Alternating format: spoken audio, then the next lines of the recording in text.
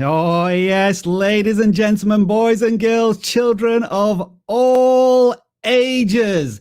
It is Red 5 standing by because in the live stream poll that I set just before we went live, 85% of you, 84% of you told us that we should do this in Halloween costumes. And this is the best I could do while still maintaining credibility and being able to see everything. Although this visor makes all of your channels look very, very yellow. I will try and adjust, or I will just take this off very, very soon because it is very, very uncomfortable.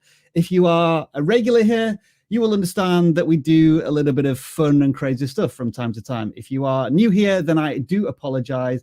Then this is the type of live stream that if you have just stepped into, but hopefully what's going to happen over the next 2 hours is that you're going to be educated a little bit more on your YouTube journey through the power of channel audits. We invite you into our forum, our lecture theatre, our classroom, as myself and various guests share their wisdom, their knowledge, and their passion for creativity that will hopefully wash off over you as you continue your YouTube journey. And I could not do this without a wonderful collection of guests, as always. Welcoming, perfectly timed. He joined us at 11 a.m. on the dot. It is Travis. Hey, Travis, how are you doing? I was waiting for you to reply to my message in the other DM that you didn't see, apparently. But I'm here. What you do? Okay, well, you're here. Thank you for joining us. Hey. And we'll be looking forward to some channel auditing today. And our second tag team guest, they are now considered regulars. I think this is their fourth appearance, and every time they are on, they always change their background a little bit. Last time I seem to remember it was lovely blues and purples and had the subscriber play button in the background. This time we're going for more of a homely look, and it is when I try and fix my screen. Yeah, sorry about that.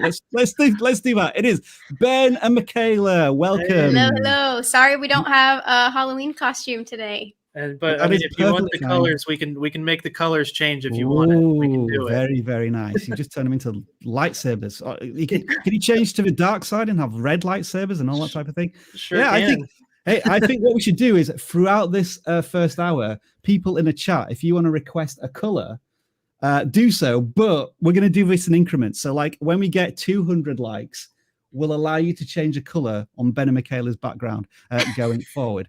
And last but certainly not least, I gave him a bit of a ticking off because his microphone was terrible 10 minutes ago. So the pressure's on. Viper, how is your microphone sounding now? Oh, we on regular course now. We're good. Beautiful. You sound fantastic. Okay, Ben and Michaela look very professional. Travis is looking serious. Viper is looking damn cool. I'm looking utterly stupid as always. Let's welcome in our audience. Travis, who are you saying hello to today? I see Dark Lord 3, Life with Liza.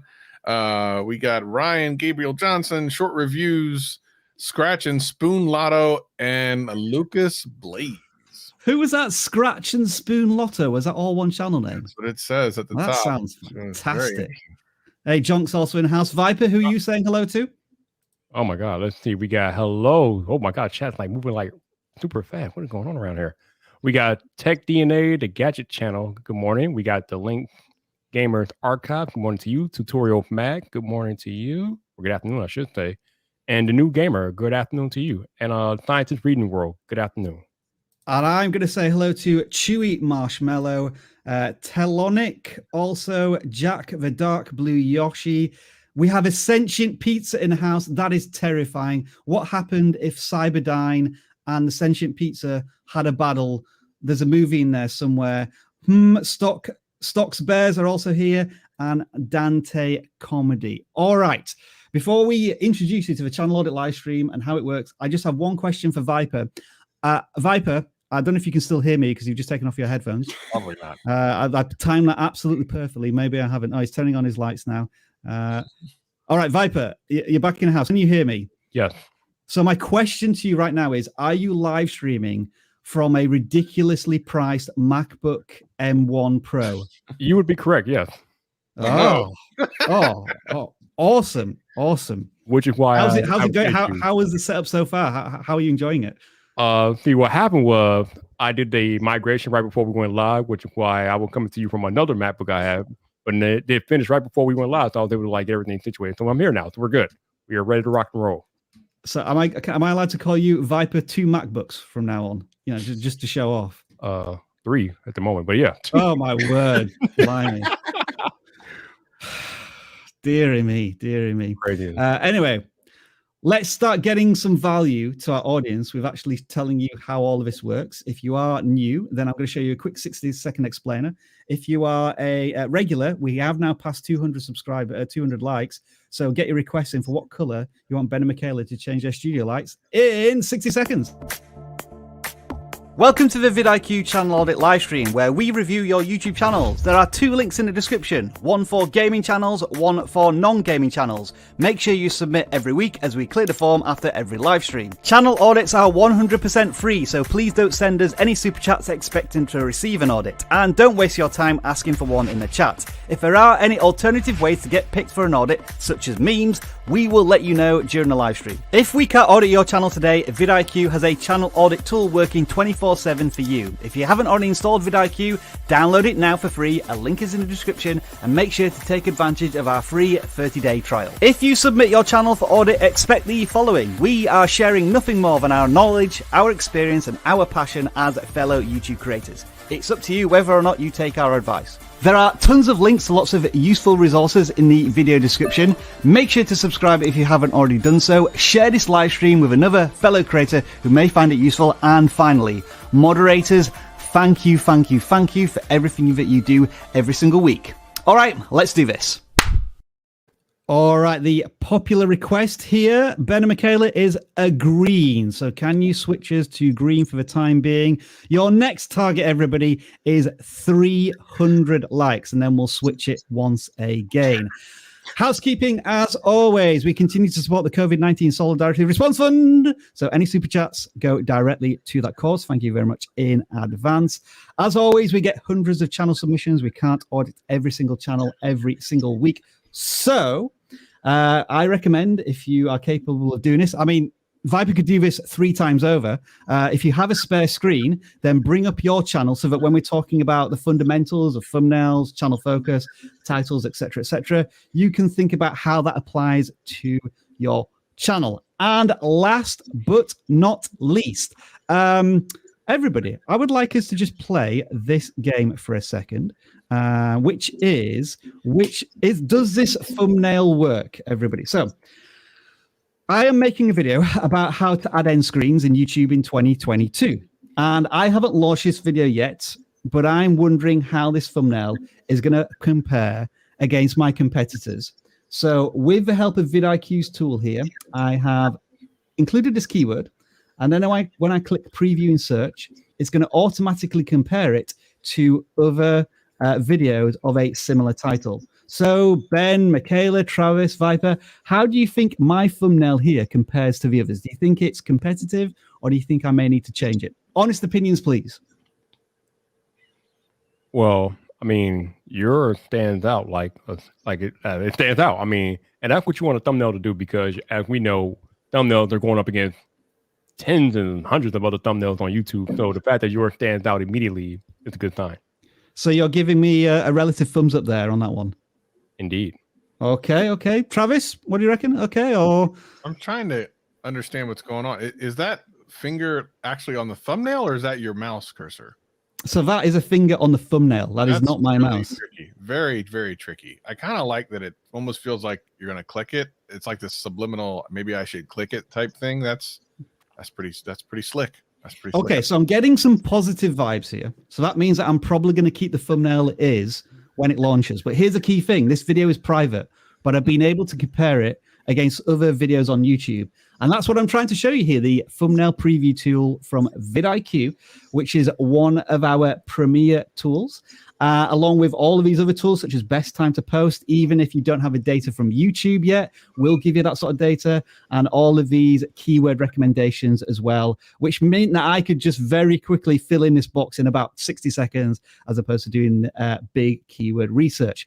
If you want to take advantage of all of this, then we have an amazing offer going on right now, which is 50% off monthly Pro and Boost plans for 2 months. So if you buy either of these plans, the first 2 months, you get 50% off. Effectively, buy one, get one free. There is a link in the video description if you want to take advantage of that, and it is for new customers only. But with all of that being said, I think it's now time to actually do some channel audits. So Ben, Michaela, Travis, and Viper, I'm trying to remember everybody's names today. The first channel we are going to look at looks a little bit like this. It is the first channel that's submitted on our channel audit form, and they are called DIY Cam. And I thought this week we'd change things up a little bit and always start with the home page of each channel as opposed to the video tab. So I'll, as always, start with Travis and just give me your brief thoughts on what you think this channel is about. Well, you know how I feel about DIY. I literally what do you feel like? Tell me DIY. Literally had this conversation with one of my larger creators clients yesterday. They have about 5.5 million subscribers and they have a team of like 20. And we were on this Zoom call and we were talking about one of their videos that had DIY in it. And I just explained that DIY means nothing because it means everything. It really can mean anything. You could be a knitting channel. You could be, in their particular case, like a mechanical channel. It just doesn't mean anything. So unfortunately, I don't know what you mean when you say DIY. We see a lot of DIY channels here when we do these audits that are more crafty. So I like getting away from that and being very specific with what it is you do. This looks like you're like fixing or repairing like lawn related stuff or home garden stuff or things you use, tools you use with your home garden. So just do that. I mean, if for no other reason, the SEO, definitely I would change the name up. So as far as the thumbnails go, we also know how we feel about red text on thumbnails. We don't like that. It's very hard to read and kind of unnecessary. So if you're going to do text on a thumbnail, definitely don't use red. And then secondarily, I would say a lot of times when they do use text, they're using it right over the thing you want to see. Sure. Like how to use a Craig jig. It's right over the thing. So just with those kind of stuff, there's a whole bunch of other things to do, but I'm sure someone else will have something to say. Those are my thoughts. Viper, do you have anything to say? Yeah, I think Travis kind of alluded to it. Way too much text in the thumbnail. If you're going to talk about like lawn and garden appliances, maybe have that in the title and then have just the picture of the appliance in the thumbnail. You don't need the text in the thumbnail with the text in the title. The title and the thumbnail should be married. They should be complementary of each other. So if you have text in the title, that's where your text goes. You don't want too much text in the thumbnail. Also, I feel like the title can be a little bit shorter. Can be a little kind of on the longer side. And that comes into play, especially when people are doing searches on YouTube. They only see the first few words of a title anyway. So you want to make it as short as possible so people can get the general gist of your video after they're doing a search. So looking at the channel, which is a year old, if we were trying to get away from the DIY vibe, what do you think would be a closer, I guess, avatar of like the typical audience viewer for this channel? I'm getting generally a gardening, outdoor, outside house vibe. And would all of you agree with me there, or am I not seeing anything? Am I missing something, perhaps? Yeah, that seems like what they're doing. It seems like a lot of lawn care, a lot of just outside the house. Yep. So with that being said, maybe the creator can maybe just rethink not only their channel name, but as of yet, they don't have a channel banner. So I think after being a year on YouTube, especially when they built out their homepage as well with like the with a trailer and all of these different playlists, I think it's now time for the I guess essentially taking whatever's in here and visualizing this. But as you say, Travis, again, DIY is in there a lot. And as you say, in this channel, as many of us, it's already very much more specific, isn't it? It's lawn care, it's maintaining lawn care equipment, that type of thing. And surely there's a better focus to be driven there. And once you've done that, it may help guide the rest of your channel, because I see very popular videos here. You know, we've got some videos with like thousands of views. This one here, 27,000 views, 6,500 views. These tend to, again, be looking at lawn equipment. But then you have ones with like 60 views and 100 views. So we've got some very spiky view counts, which seems to suggest that you haven't quite maybe yet identified your perfect viewer target audience.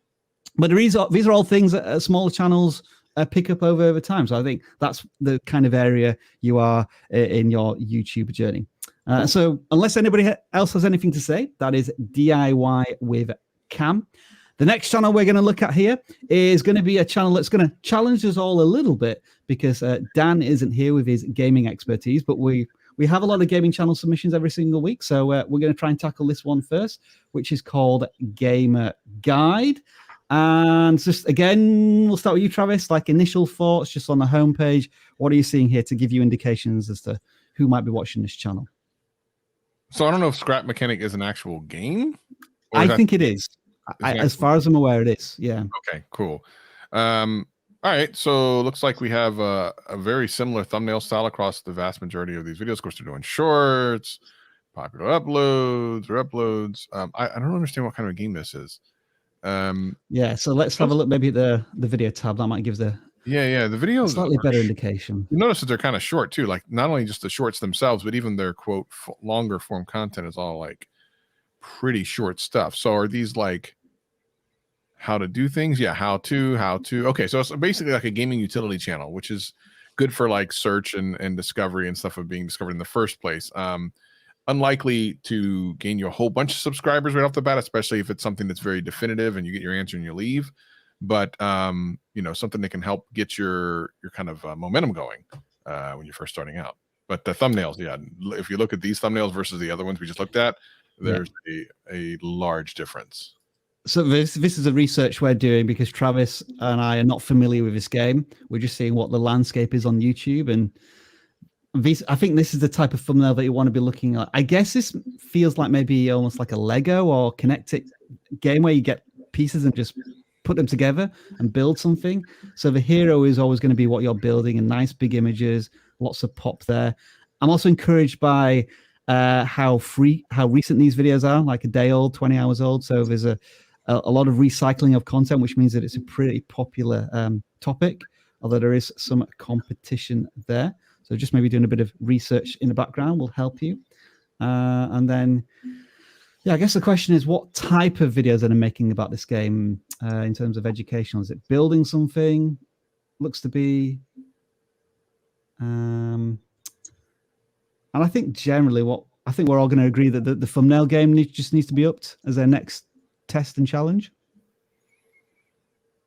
Yeah, and then also figure out like what kind of things are people looking for. So rather than just making up videos about how to do a certain thing, make sure people are actually looking for that. And if there's a new update in the game that adds a new mechanic of some sort, always go for that. That's that always works for gaming channels. And I'm wondering if, like with this, I guess this is a game where you can build many different things, but are there tactics and strategies that apply to building all sorts of types of things, whether it's like, I don't know, how to attach a wheel, whether it's to a tank or a fast car or a motorcycle. Like maybe these tutorials that transcend different types of builds in this game will be something to consider as well. But I think all of this will be done through research. It's interesting that you are in a unique gaming niche, which we've never come across before in our channel audits, and that you're having success with shorts as well. I mean, all of these shorts, you've got 120 subscribers. All of these shorts are getting a decent amount of views. How might you be able to turn these into like 1 or 2 minute longs, so to speak, maybe landscape content as well? I'll leave a final words with Viper if you have any. If not, we'll move on to the next channel. Yeah, I think we've all given them good advice. Might want to do a little work on the thumbnail, making them more clear. But other than that, everything else looks okay to me. All right, then. We're going to move on to the next channel. And in order to do this, I do have to stop sharing my screen for a moment because I need to switch to another tab to make sure that Ben and Michaela can sink their teeth into a channel that they pre-selected. And we're going to start with the video first. So we're not actually going to look at the channel. We're going to look at the video presentation. So, fingers crossed, Ben and Michaela. Do you want the audio on for these videos, or is it just if that's possible? Sure. Right. Okay. So if it's hard, then that's fine. We don't need it. I think I can do that. So if I click there and then I click there, and that's going to now share these screens. Hopefully, it doesn't sound too weird. So Ben and Michaela, do you want me to play this video to begin with, and then maybe fade down the audio after a few seconds? Sure. All right. So what we're doing here is we're looking at the video content first. Hey guys, welcome back to the Cheap Car Challenge, episode 3. Let's do it. Go!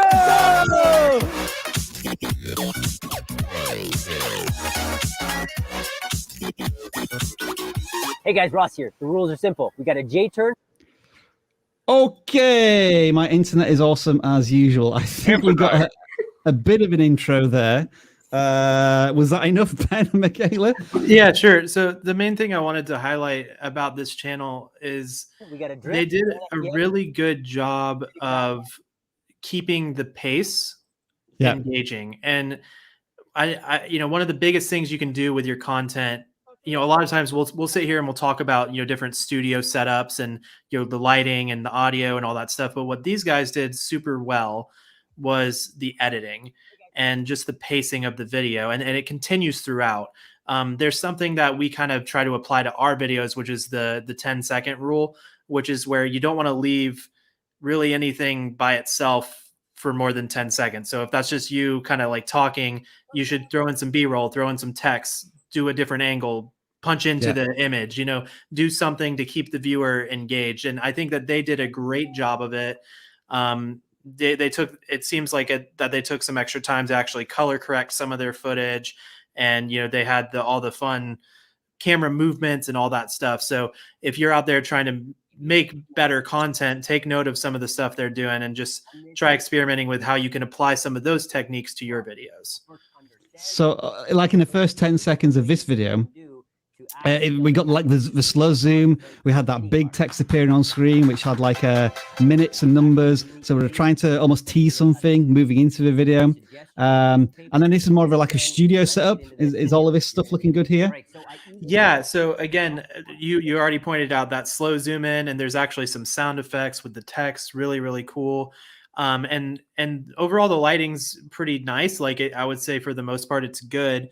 The one thing I wanted to point out that I feel like they could have potentially done better in this case, and I see people do this a lot, which is why I wanted to bring it up, is right off the bat, he pulls in, the wheel thing that he's talking about and brings it into shot, and he's going to start talking while he's doing something to it.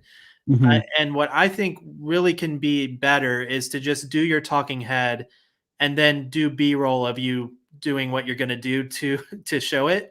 And that way it's not distracting because you're not going back and forth and back and forth. Audio is always clear. Right. It's nice and concise. Yeah, I was just going to mention, I think that when we watched this video with his audio, every time he would move his head, his audio sounds different because his head's facing a different place compared to where his mic is. So that's kind of another benefit of shooting your A roll or your talking head shot first, and then shooting your B roll or you doing the action, whatever you're trying to teach, second, and then cutting that footage in as an example later on. Yeah, you just get so many benefits by doing that. I think overall, yes, it takes more work, but it makes less work for the viewer. And I think that's kind of the benefit there. Yeah. The other benefit of potentially doing the B-roll later on and kind of rather than doing it at the same time as filming your talking head is that video was almost 10 minutes long, which isn't too bad. But what we found is that viewers don't want the fluff, we call it. Like if you can cut that out, if you can cut your video down, 5 or 6 minutes, especially in a how-to type of video, you're going to get higher viewer retention, and people are going to be more interested in watching the full thing rather than skipping around to find the part that they want. Sure. I think I always think about when I'm trying to illustrate something is multitasking when you're filming in front of camera can be really hard when it's almost like trying to remember all of your prompts. And as you say, you're turning, you're writing on the wheel. You don't realize how the microphone's going to be affected by that. You're not sure if you're looking at something, if you're framed correctly. And so those are all like real headaches as well when you're doing such filming. But I do just want to say on the other side of a perspective, there could be the idea that the creator wants it to feel more natural, where it's less polished, less produced.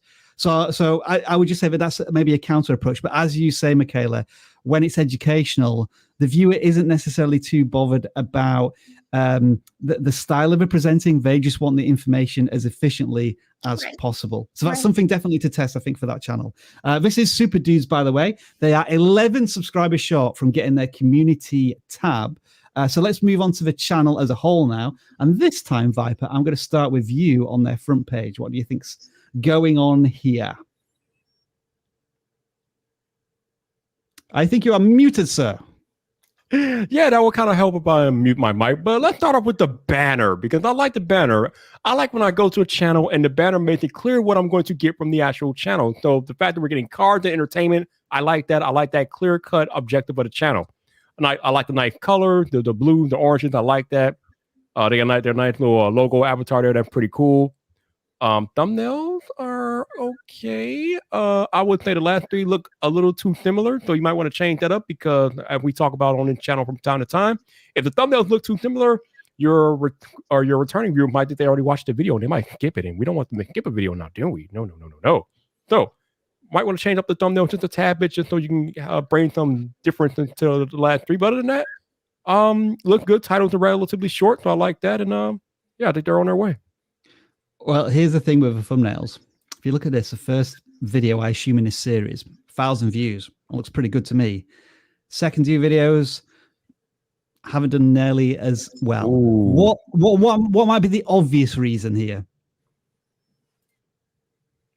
I mean, they all say a cheap card challenge. So, like I just alluded to, people might have already thought they watched it. So, I don't know. And the titles are almost all the same too. Tease it out of you. Episode numbers. Do I need to watch episode 1 and 2 in order to understand what episode 3 is? My suggestion here might be to just take out the episode number. If you want to mention it in the video itself, that's absolutely fine. But in this pitch, you're perhaps giving the viewer a reason not to watch because they haven't seen the previous episodes. So that might be a very simple experiment for you to try. And then what about you, Travis? You've had the time to digest this channel a little bit. What are your thoughts? I like the little bit of video that we did see. Super fast paced. Is this a newer channel or have they been around for a minute? About a year. Yeah, but it looks like there was a big period of time where they weren't doing some stuff there. But anyway, yeah, good stuff. I happen to deal with a couple of card channels. And I like the more recent thumbnails more so than the older thumbnails. But me too. The whole thing about well, almost any niche, but this particular niche is all topic, and figure out what aspect of what people are coming to your channel for is working, and then try to double down on that. So this budget, you'll see they do it in the budget car battle. Looks like the first video did really well. So now they're just kind of trying to go back to the well and see if there's any way to rekindle that. So cool channel, cool idea. I like it. Continue to do your research for topics that connect with your audience. I want to ask the final question to these super dudes is, again, who is your ideal avatar or audience? Because cars and entertainment, for me, is too broad. When I look at these thumbnails here, I see that you're maybe talking about a budget. But when I also see the thumbnails, to me, these look as if they're either performance cars or cool, like not collector's cars, but,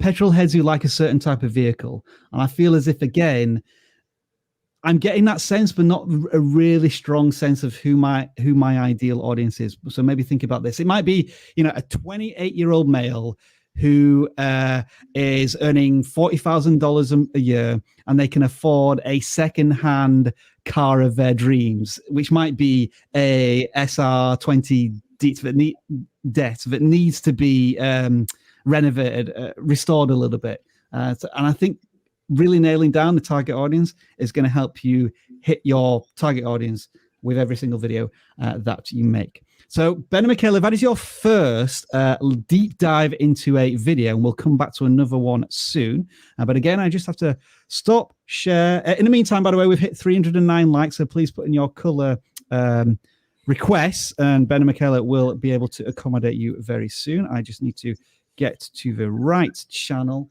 And it is going to be next up, Raw Soul Fitness. And we'll lead with you this time, Travis, on what do you think we're looking at here? Oh, my gosh.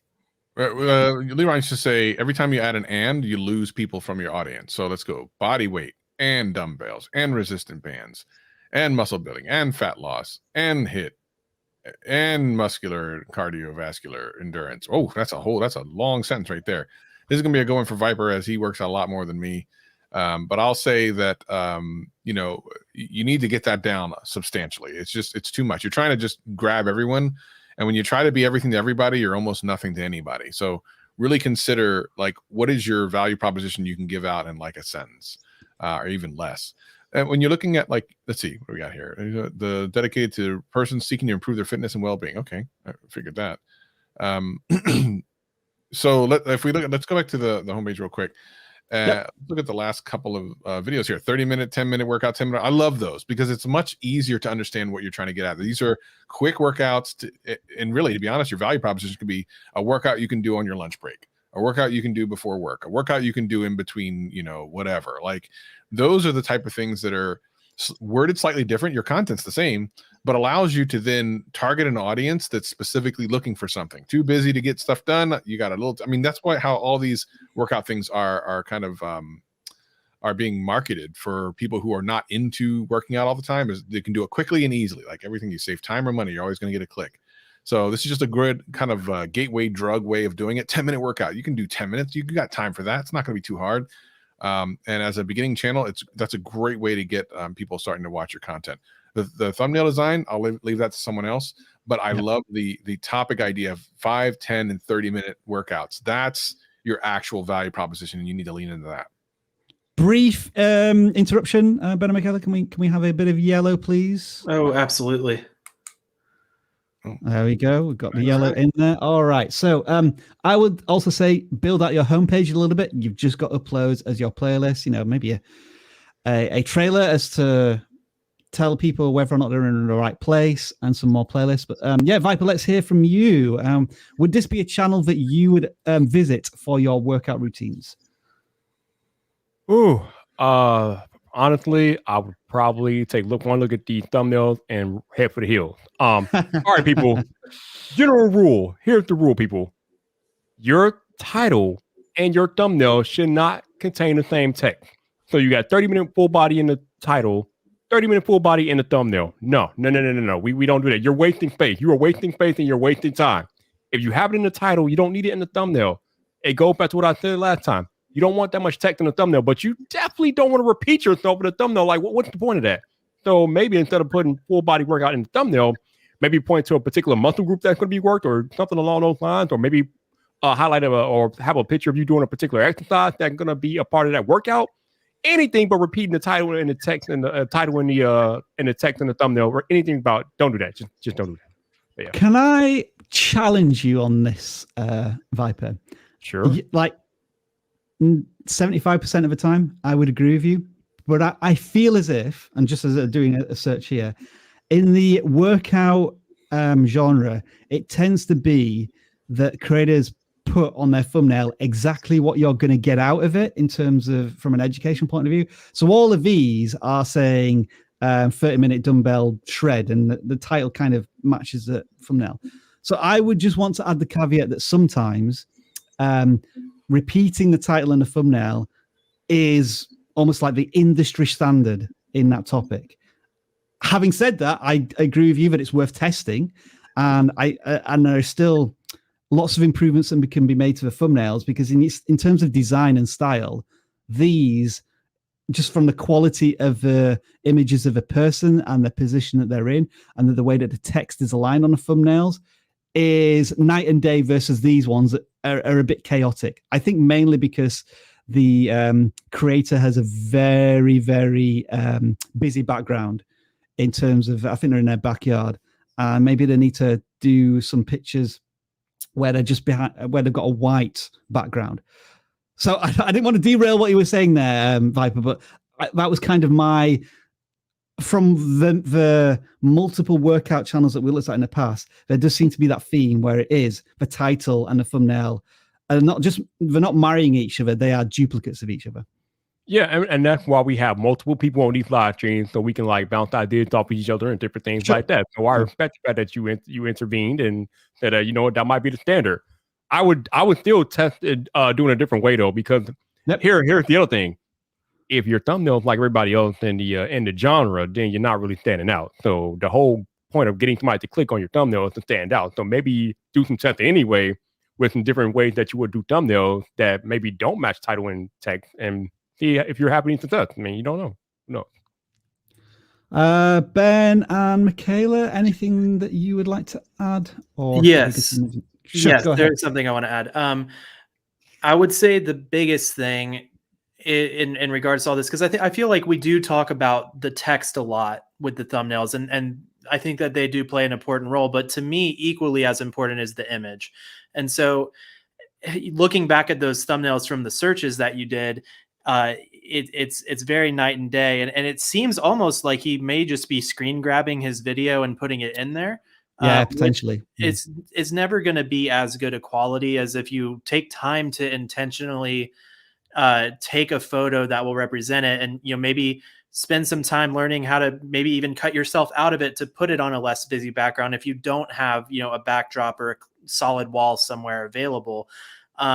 Because at the end of the day, you could have this awesome video that you made, but if the thumbnail falls short, no one will get to experience it. And it's like I'm looking at these, and there's just it's more close up, and there's a lot of it's really easy to tell what's going on. And I think that would be far more communicating what's going on than putting the text that he's currently doing on it, if we can just even get a better picture. And I think that goes for a lot of channels. Like, if you can really think through the imagery that you're using and spend time, just as you would on the video, spend time on making that and figuring that out, it goes a really long way before you even need to put on text. I've also noticed this as well. This is the lowest common denominator thing, but if you look at all of these thumbnails, the person is wearing a shirt. Then if you go to all of the searches of the male fitness workouts, they're all shirtless. Yeah, and that matters though, because you're instantly showing the results. It's like people want to know. There's sort of this method of like when people are searching for content, that you have to ask yourself, there's this like tool you can use where you say, I want, and it's like, I want this result. I want to become this. I want to do this. When it's a tutorial, I want to learn this. And if your image can show, people want to click on yours because they like whatever's going on and they want to emulate that in their own lives. And so when you can show some of those results in fitness world like this, just showing like muscles and all this stuff, it's like, okay, or just health, like showing someone even happy, like people want to click on that because like, I want to be happy, So I think that's a kind of, a little bit of a psychological thing that happens, but it's super true. I agree. And it's almost like visually telling the audience who your target audience is. Because like you're obviously a ripped gentleman, and in the thumbnails, whether that's intentional that you've decided to hide it, I don't know if I'm in the right place, because when I see like you in the channel icon and then look at the thumbnails, I think I'll just click on it, and then within like 4 minutes I'm absolutely exhausted because I'm unfit. I wouldn't be able to do this. So as you say, Ben, it's just maybe that psychological perspective. It's really interesting to look at there. Man, we've gone really deep into the thumbnails here, but lots of interesting discussion. And that is Raw Soul Fitness. We'll move on to our Twitter competition this week, which was what would be your Halloween costume? And we had many good suggestions, but we encourage people to take pictures. And it is Trui who's decided to dress up as Truigi.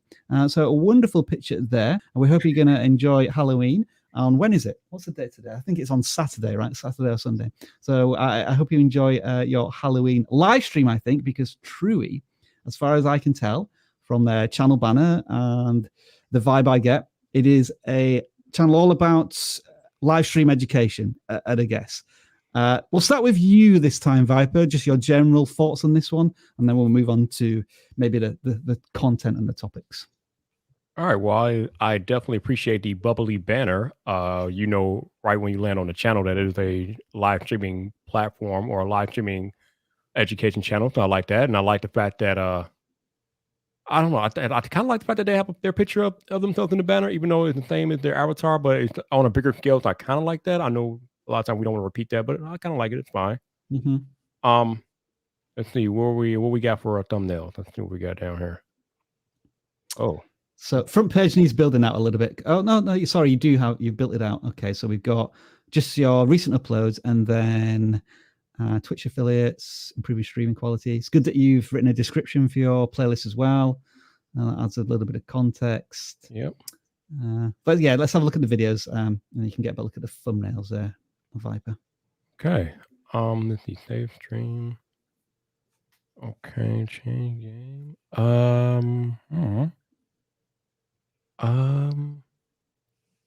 I think they're okay for the most part. I don't know. I'm just looking at them in the totality. I know what you mean. When you look at thumbnails and you think, there's nothing really wrong with them, but there's nothing really right with them, so they turn out to be like 5 or 6 out of 10. I wouldn't say it's nothing really right, but I like the individual. I don't know. When I'm looking at them in the totality, it just seems like there's a lot going on, and I'm of the mindset that you don't want too much going on in your thumbnail. But some of the individual thumbnails look absolutely amazing. So I don't know. I think I would just say be mindful of how busy your thumbnails are, because you don't want them to be too busy, because then people can't figure out what the video is about. So again, title and thumbnail should be married, and that includes making sure that your thumbnail is crafted in such a way that somebody can take one look at it and know exactly what's going on.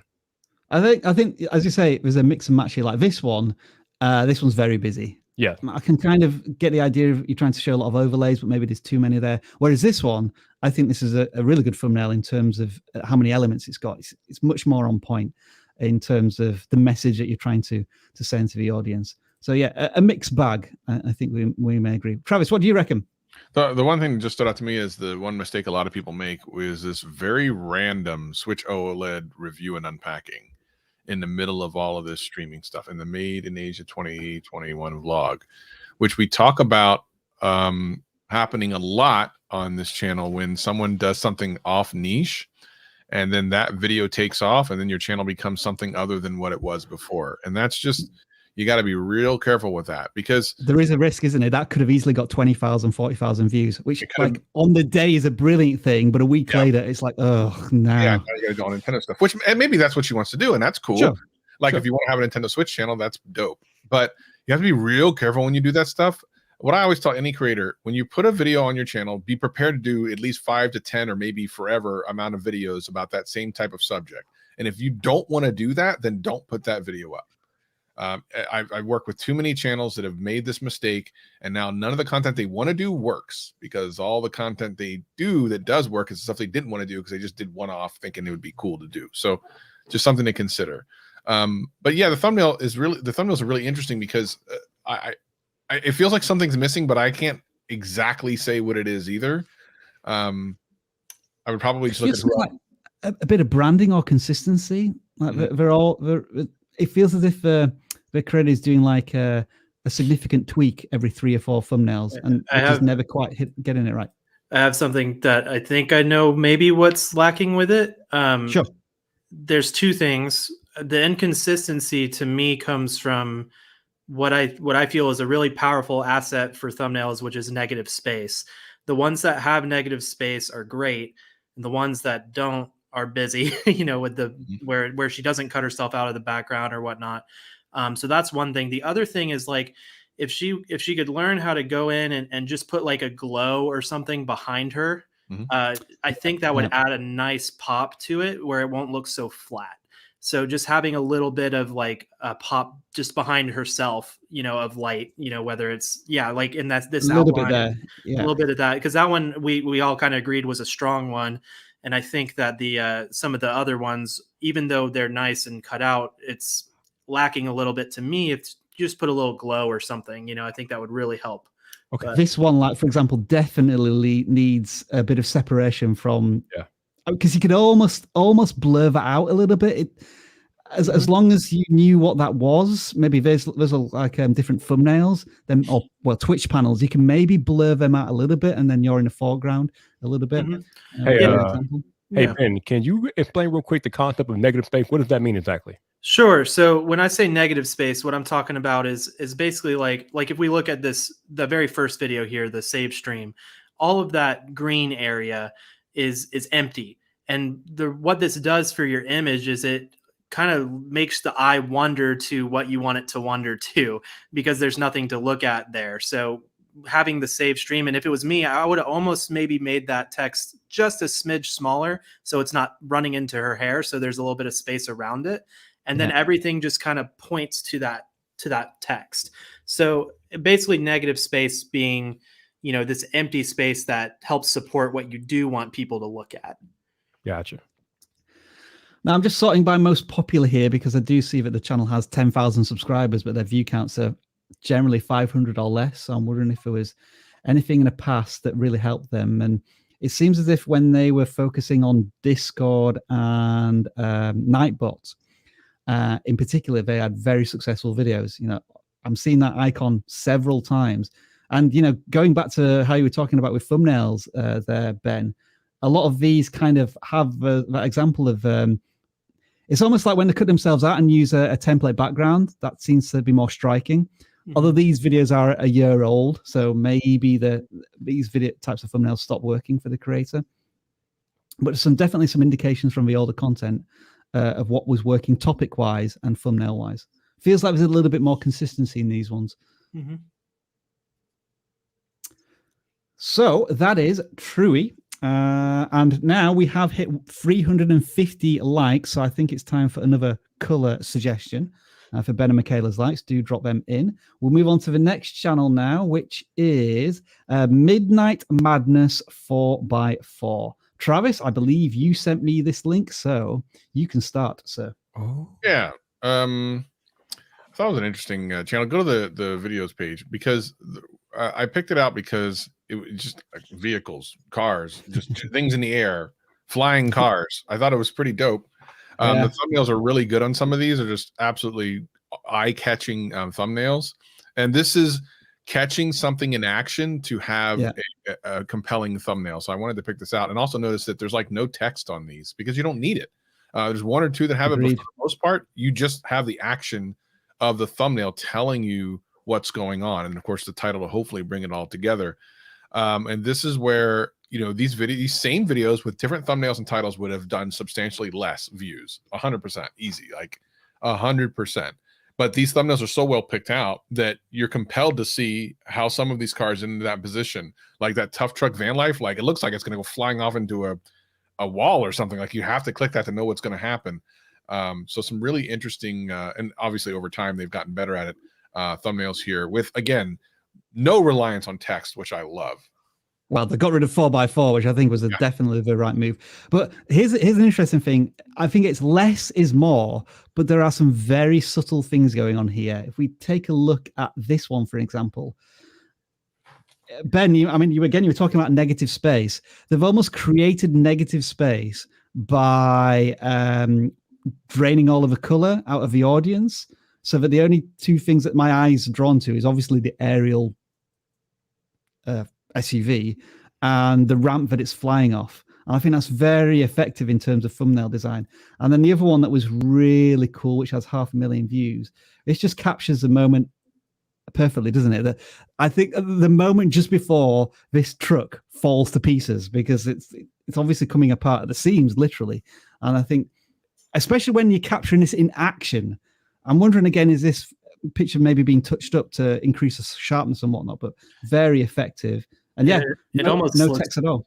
It almost looks on that last one that maybe they didn't, but it almost looks like they added some motion blur, to the because that's another way to do negative space, is to kind of freeze your object and put the as if it's like flying through time, So I think it's that works too.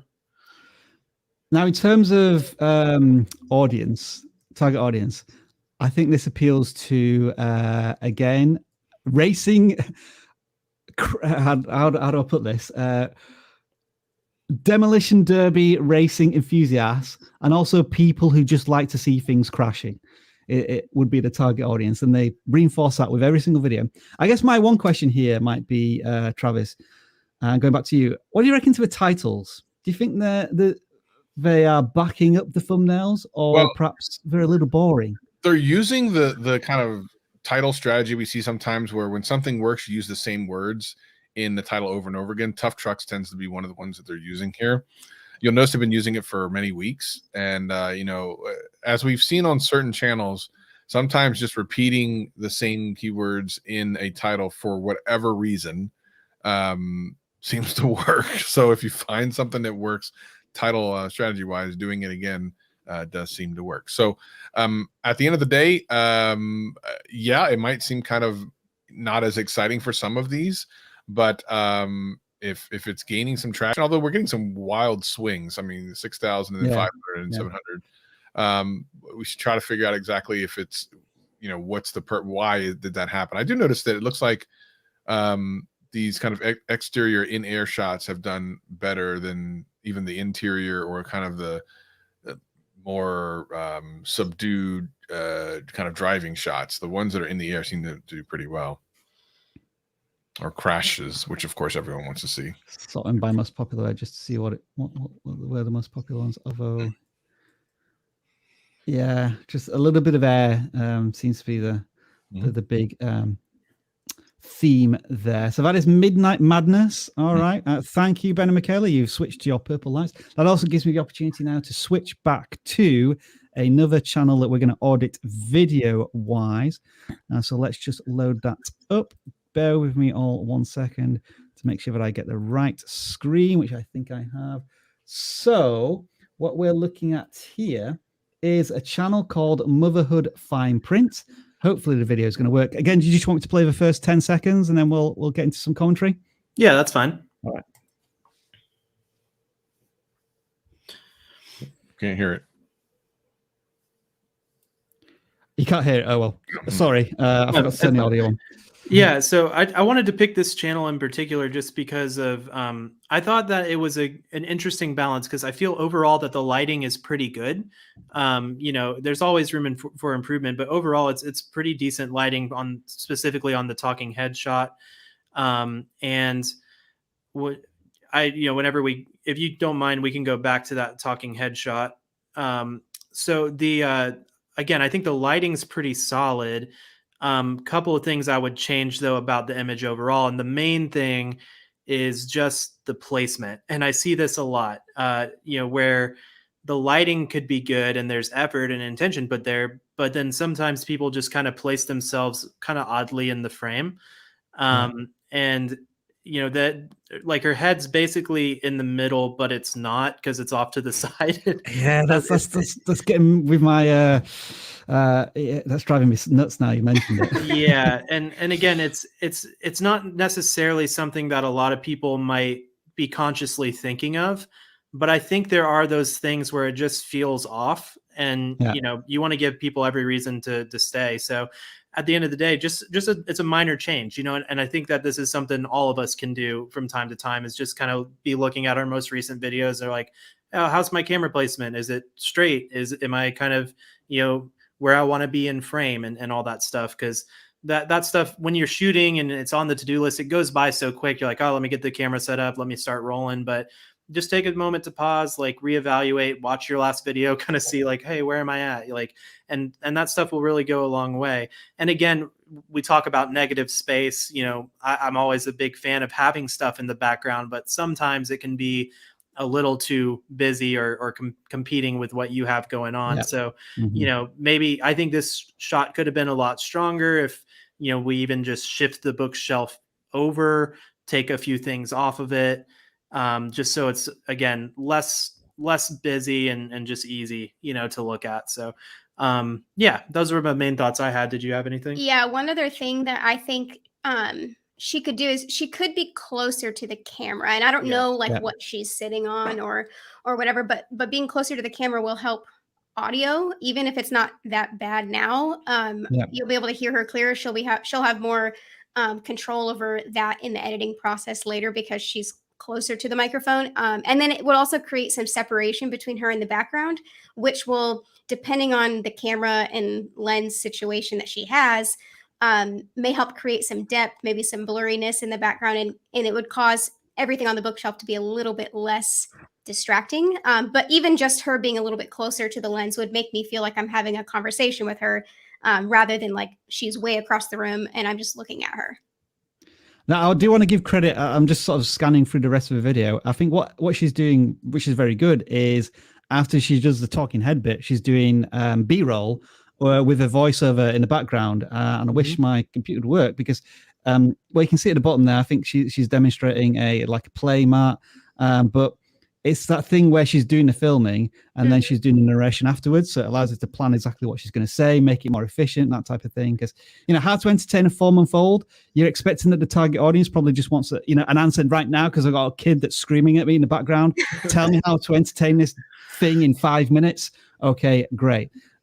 So that is Motherhood Fine Print. Let's have a look at the channel a little bit more. And Viper, I'm going to bring you in. Sorry, you've I haven't had a chance for the last couple of minutes, but yeah, let's take a first impressions on the thumbnails and the value proposition.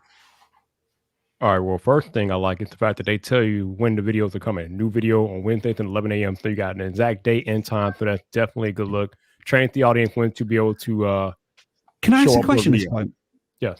When do you think a new parent would want to watch a video on YouTube? In the morning. Do you think that I'm just asking the honest question? Because me being an idiot, I was thinking they probably want to watch it after they've put their child to bed at 8 or 9 o'clock at night. I mean, maybe, but I mean, sometimes you want the solution right then in the moment, like because that's when you think about it. Because if you wait till after the child is down, then you probably forgot what you want to search for anyway. So it can work both ways, though. So hey. Absolutely. Now here is a case of where how I like that they're putting text in the thumbnails, and I like what they're doing.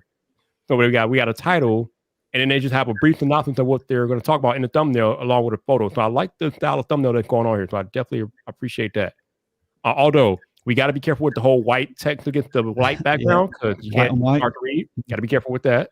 Yeah. But yeah, other than that, I think they're on their way. They're doing all right. Travis? Oh, this reminds me of that time that Savage was on and his child had his own. Oh dear Lord! Never forget that. Yeah, let's not go there. As far as the timing goes, I would just look at the analytics and see, what it says. Your viewers are on time. A lot of shorts in there. Not a bad idea. Not a bad idea. A lot of shorts. And how do I get strap? So you could do content for newborn baby kind of help topics forever because there's always going to be questions about things, and always be looking in the news, and if there's any kind of new news story about maybe a child illness or something, talk about that. Like talk about anything that's in the news, and also look at different blogs and stuff about newborns, and see what some of the top topics are for those blogs. And there's inevitably going to be the same exact things on YouTube that are searched for. So you can start doing some of your topic research based off of those things. And then Google Trend. Do you think this channel is likely to be, just by the nature of it, a search-based channel?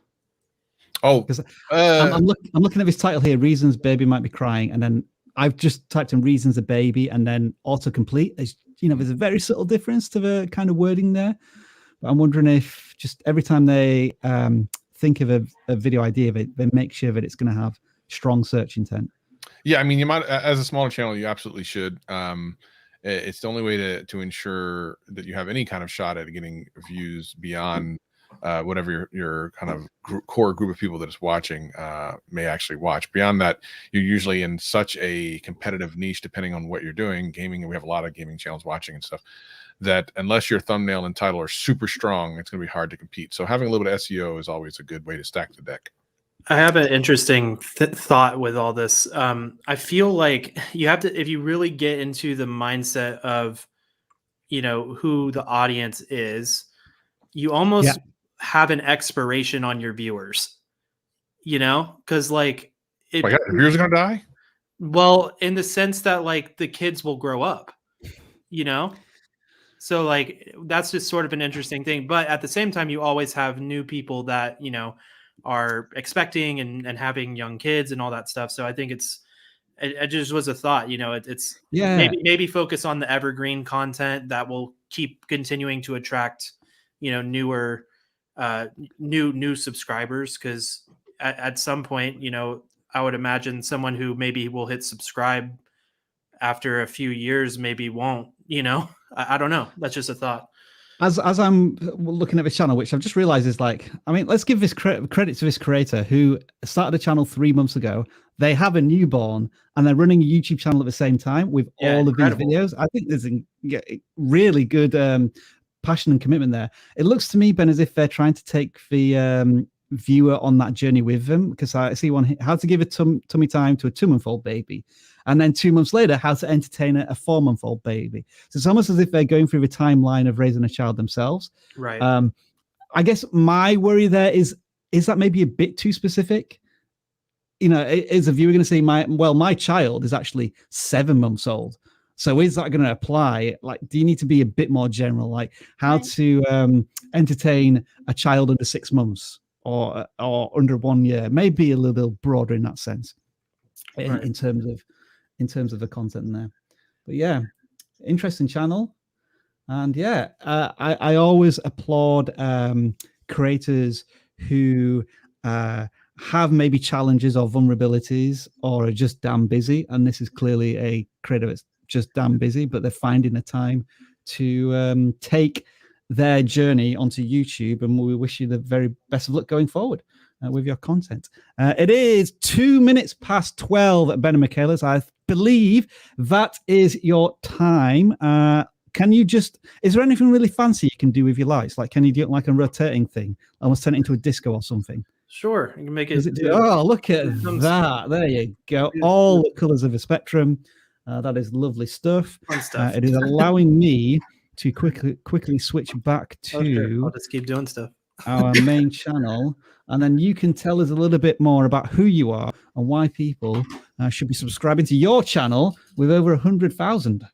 Sure. Yeah. So, you know, we really are focusing on making content for creators. So if you're somebody who is, you know, wanting to do YouTube and just get better at your craft, whether, you know, whatever sort of videos you're making, we just try to make videos that will help with that. We talk a lot about lighting, a lot about audio, a lot about just some different strategies and really just focusing on leveling up the content, do reviews on some of the latest tech and all of that stuff. So that's what we do. And we love doing it. We love just getting to talk to our community and, you know, help everybody out. So we've been doing freelance work, doing video production since 2015 full time. So and just started the YouTube channel a year and a half ago. So it's been fun. It's been fun. Thank you, Ben and Michaela, for having you on. As always, we'll see you soon. And folks, stick around for our channel because there may be a little bit of a collab going on where they tell me how to improve my amateur YouTube setup. Take care, Ben and Michaela. We'll see you soon. See you guys. All right, we're going to move on to the next channel. I think Viper was this one that you pre-selected. That would be me, yeah. All right, so this is a Pretty Combe. I hope I pronounced your channel name correctly. What are we looking at here? It's loud, and it's the one thing that Viper understands loud. So I appreciate the loudness, although from the banner, I don't really know what the channel is about per se. It looks like maybe like a lifestyle blog, possibly. It's funny, when I saw the name, I thought it was going to be about hair, but I don't think this channel is anything about hair. Yeah, this let's see, challenges, pranks. Oh yeah, this seems to be a general variety channel. So yeah. So what do you think to this as a about section, Travis? My channel is mainly focused that is not on vlogs, lifestyle, tips and tricks, sometimes challenges, pranks, and many more. What is that thing Travis said earlier? The moment you hit them with an and you lose people, then she got like what 4 or 5 ands there. So yeah, that's not focused. So probably the first critique that I would say is you really need to focus more on what you want your channel to be about, because as somebody I think said in the chat earlier, when you try to reach everybody, you reach nobody. So gotta focus up, gotta niche down a little bit. So yeah, with 2,500 subscribers, we're actually seeing some encouraging view counts here, like 1,500 there, 4,500 there, 1,000 there, 2,000 there. But then there are occasional ones when it drops down a little bit. Maybe people are interested in her university journey, for example.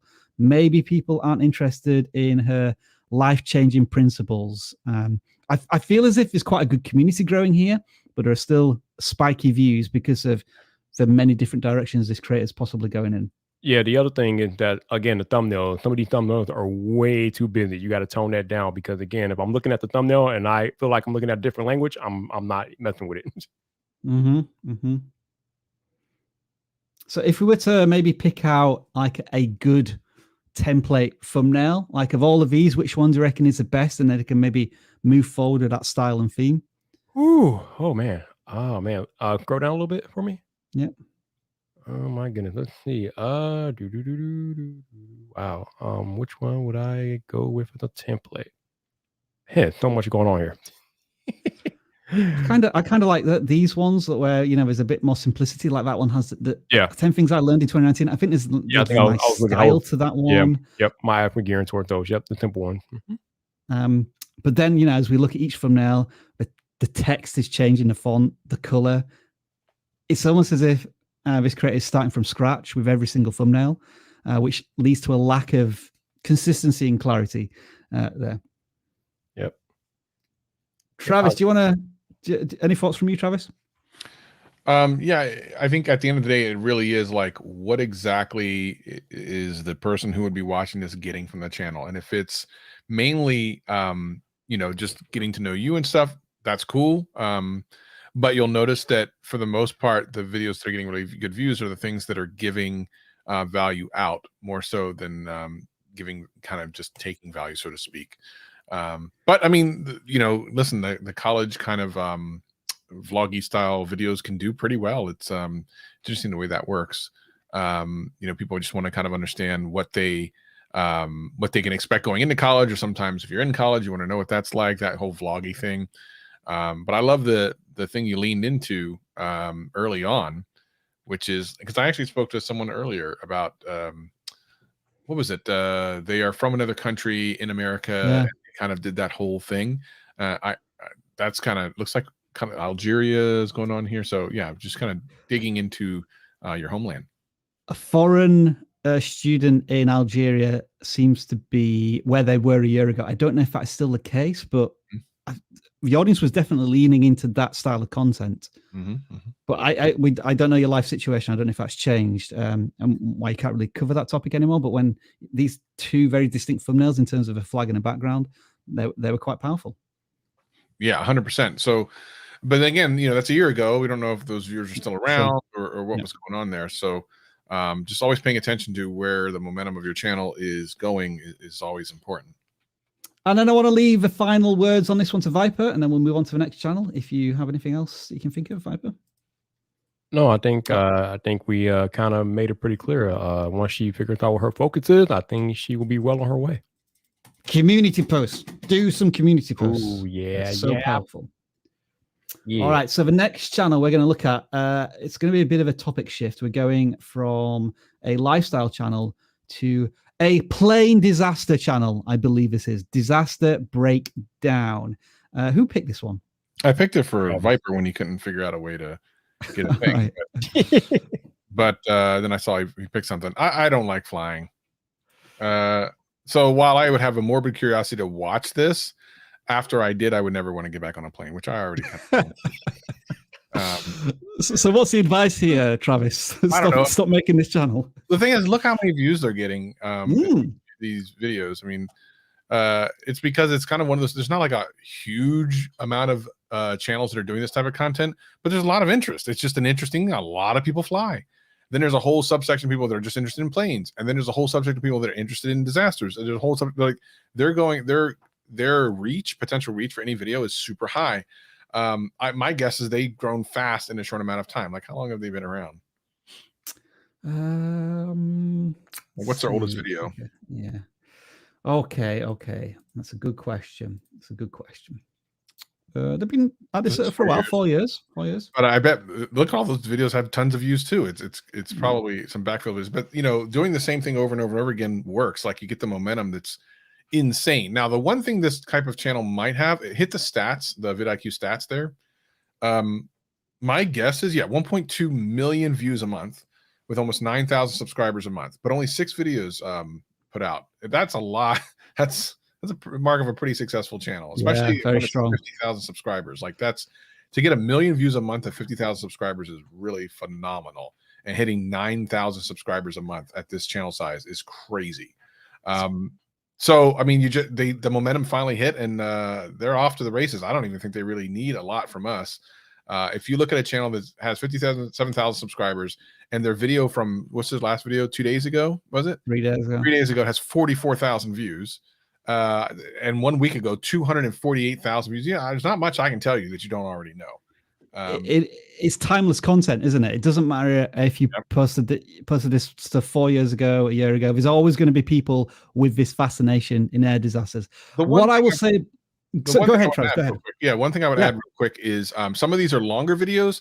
If you look at your retention graphs and find kind of where the breakoff point is, like for this 26-minute video, 248,000 views, I wonder if you could have done a cliffhanger into a part 2 and then get a binge session working and then get even more views across your channel. Just something like that might be interesting. Now, some of these people just might want to watch the vast majority of them in one shot, but I mean, there might be something that you can break down into 2 different videos and get a little binge session going, because I think someone's, if they're going to watch the one part, they're going to watch the second part. But amazing channel. This is an example, and I don't think I've ever seen as good an example of this, is where the channel name is so perfect that they're able to incorporate it into the thumbnails. Yep. So like disaster breakdown on every single thumbnail, like that is telling you, if you're new and like you're encountering this channel for the first time, the fact that you have a plane on it and then disaster breakdown, you instinctively know what the channel's about. I've only been mousing over the thumbnails, but it looks as if it may be a faceless channel. But again, nothing wrong with that. But I also saw in some of these, I'm sure I saw some, where I think they may be using Flight Simulator or something to, that's cool. I might be wrong. Can you see in these? It looks as if they're maybe doing recreations. That's kind of some of these. Like that's definitely from computer graphics.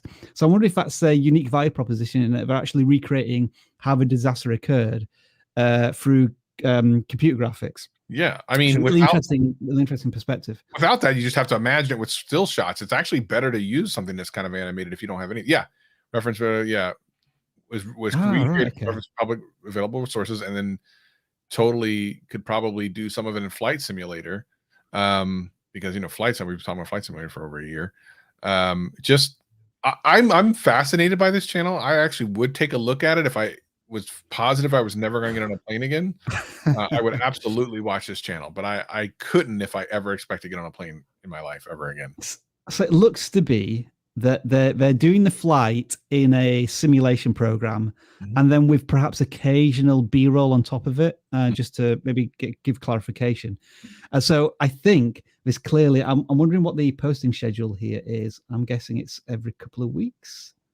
Oh no! Wow, they're able to post on a very consistent basis as well. I thought such a video may take weeks, even months to put especially together. For longer ones, yeah. But I guess all the material is just B-roll, so it's just B-roll and then voiceover over top. We're assuming voiceover, right? I didn't hear it. I'm assuming there is. Can somebody please tell me how flying is supposed to be statistically the safest way to fly? But these people have content like for 2 or 3 videos a week. I got questions. I got questions, bro. I don't know. It's a good question. It is a very good question. And they're using the community tab as well. So like you say, Travis, I don't think there's anything that we can really recommend. So this is a perfect template channel of, I think, a couple of things: the branding, the incorporation of a channel name, the content itself. If you want to know how a channel is successful, this might be something we do a case study on actually in vidIQ, because it's really, really cool stuff. Really cool stuff. So congratulations to you, Disaster Breakdown, on that channel. And when we come back, we're going to start looking at some random channels, and we'll have the introduction of the Claw. Introducing daily ideas from vidIQ. AI designed for those that have to create. Inspired by the creators that start working when others stop. Because their inspiration doesn't care for 9 to 5. Creators that push their ideas 1 step, even 3 steps beyond the obvious, and won't ever settle for anything less. Discover AI-generated ideas made for your channel only, the creator whose brain works like nobody else's. Newly refreshed every single day, because we know how much it hurts to get caught sleeping on a trend. And there's nothing sweeter than waking up to a view count you didn't dare dream of. So we made View Prediction. See all your opportunities ranked by their potential to get you more views. When your creativity and our algorithm work together, surprising things happen. And this is just the start. The power of artificial intelligence is in your hands, and we can't wait to see what you create. Daily ideas from vidIQ. AI-powered inspiration, inspired by you.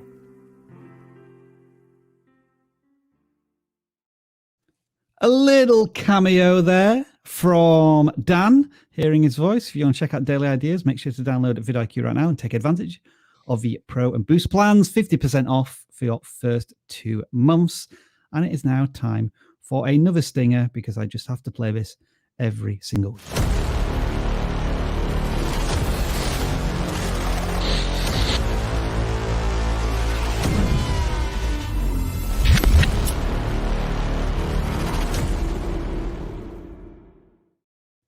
It is a part of a show where all of you who've been filling out this form get the chance to possibly have your channel audited. As usual, we have hundreds of submissions, over 500 today, just about. So I'm going to stick the claw into the ball pit. We'll pick one out and we use that number in the form here. I think we'll start with a gaming channel because we've been a little light on gaming channels so far. And we will try our best in the absence of Dan to give you some gaming advice. And the first advice for Advir Flexlow, hope I pronounced your channel somewhere right. You have 1,000 subscribers. Congratulations, first of all, on that milestone. But you haven't yet got a channel banner. So I don't really know what your channel's about in terms of gaming, other than looking at the thumbnails. So Viper, Travis, myself, we're all just going to try and dive in here and give a piece of advice. What can we see sort of on the outset here? It's Fortnite. It just took me a minute. Fortnite and shorts, maybe. I think everything is less than a minute that I can see. Yeah, it's hard to know if this is supposed to be reused content, or for some of it's theirs and then some of it's reused, or what. I'm unsure. Again, it comes back to, what is the value proposition of this channel? What am I getting the next time? If I were to subscribe to this channel, what are my expectations for the next video? It looks like it's just mostly doing a bunch of shorts and stuff. So I don't know if this feels like a channel that's just trying to swing for the fences every time, but not necessarily thinking it through thoughtfully. It's not shorts. They are short videos, because some of these are landscape. They do have one short. And I have noticed something here in the thumbnails. When they do these custom thumbnails and they do these packs, anything to do with Ultimate Season 7 clip packs, that seems to be their go-to strength on. I don't know what they are, I must be honest, in Fortnite. But maybe that's a good thing, because we've seen so many Fortnite channels. We generally have an idea of the things that are really popping in Fortnite, like maps or best weapons, etc. Maybe you are the ultimate clip pack channel, just from the views. This could be your foundation, and then, as Travis was saying, occasionally have those videos where you're perhaps swinging for the fences. Any other thoughts here, chaps? I don't know what to think, man. It's like 4 or 5, 6 of these thumbnails that they're the exact same thing, with this looking thumbnail going on with the gold. What is? I don't know, man. I don't know. That is a good point, because these are videos that are going to be seen on browse and suggested on home pages. So dedicating a bit of time to custom thumbnails, like you have done with these ones at the top, is probably a very obvious piece of advice there, Viper. I didn't think of that. So that is Advri Flexo. I'm sorry, I'm probably butchering your name terribly there. We'll move on to the next channel, which is channel number 9. This is going to be a regular gaming channel. Let's see what we have here. They've got an interesting channel name, I believe. Sheeps for Jesus. Okay, new weekly Christ-filled videos. Okay, so it looks as if it's a channel about faith and religion.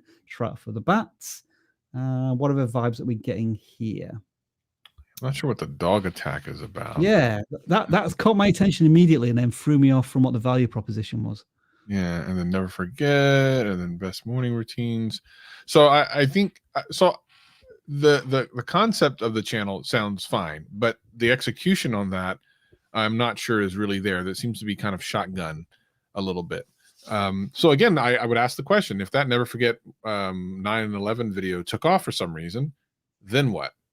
Your channel becomes about 9/11. So you really have to think about these videos as you put them out as being part of a bigger potential portion of your channel, like the keto healthy diet, and like none of that stuff has anything to do with what the banner talks about. So definitely you're going to want to be more focused on what your channel is about. And if it really is a religious or faith-filled channel, cool, that's great, but dig into that and don't run away from that by looking for these kind of fast view things. Thumbnail tweaks, Viper, if you were going to suggest some, what might they be? So it looks like we had some shorts going on there, and you all, even if you're doing short videos, you still want to go ahead and make a custom thumbnail, because even though if your video ever hits the short shelf, it will strip your thumbnail down. Your video won't be in the short shelf forever, and when it comes back out, and we're looking at it like this, we're looking like, okay, so what does that mean? So even though you're making shorts, you still want to go ahead and make a custom thumbnail, just so people that visit your channel can have an idea what the video is about. So that's what I would advise. For a lot of these thumbnails as well, it looks as if it's just a talking head. Sometimes you've maybe added a little bit of text in there, but freeze frames, not really maybe capturing the right emotion of the message that's being sent. It looks as if in the last two that you are putting some more effort into the custom thumbnails. And so that's certainly something to consider. And then, if we just talk about most popular, is there anything here that's like this most popular one? I don't even get the title there. But what's that about, and how does that connect back to your value proposition? Right, exactly. It seems to be something different. It's such an important aspect of YouTube, where people will put something out. I've talked to too many creators this has happened to, and they go, well, I can't do anything what I wanted. I did this one chicken eating challenge one time, and now the only time I get any views is if I review KFC food. And I was like, well, that's because you brought a bunch of people in on that one video, and that's what they want to see. So you just have to be consistent. So I mean, when we look at these, I guess these are the three mission statements of a channel.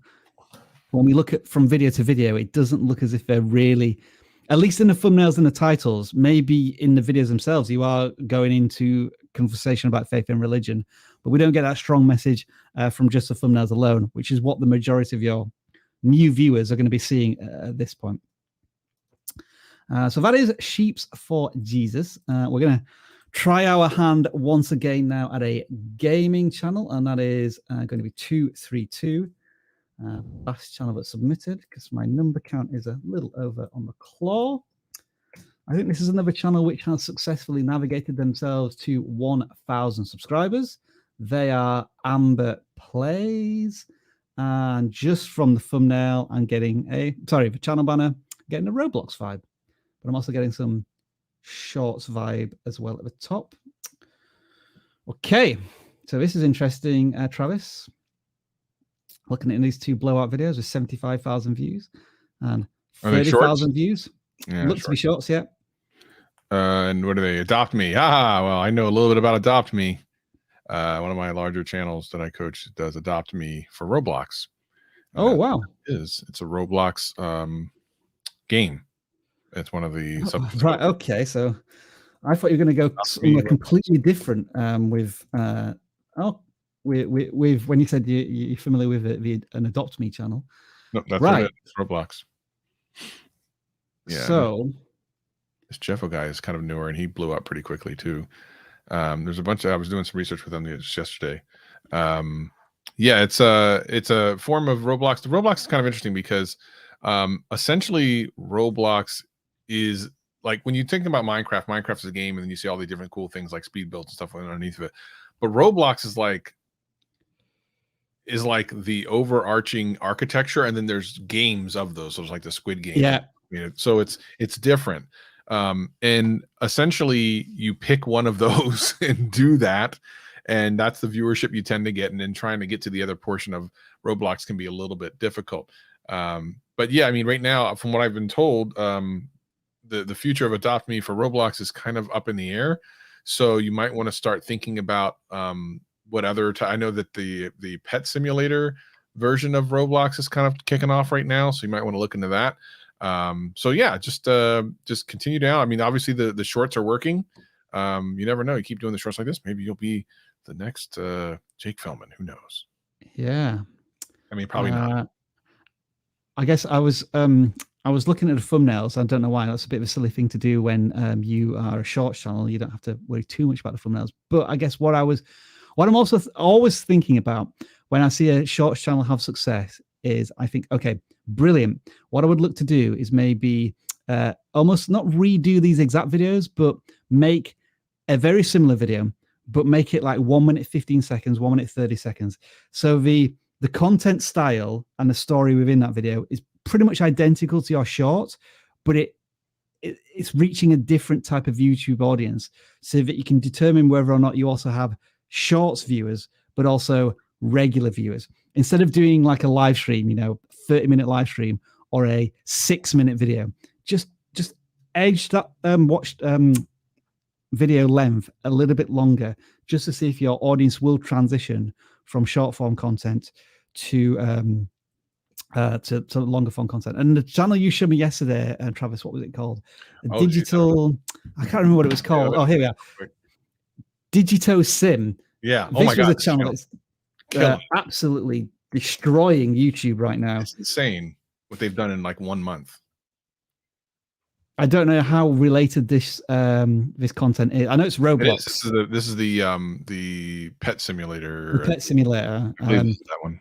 I was just mentioning to Dan, maybe we should do a case study on it. It's just like, I mean, look at this channel. It's ridiculous. It started like 6 weeks ago or something like that, 6 or 7 weeks ago. They're in a really competitive space, and so there's a lot of familiarity, but also there's a reason why these thumbnails are being clicked on.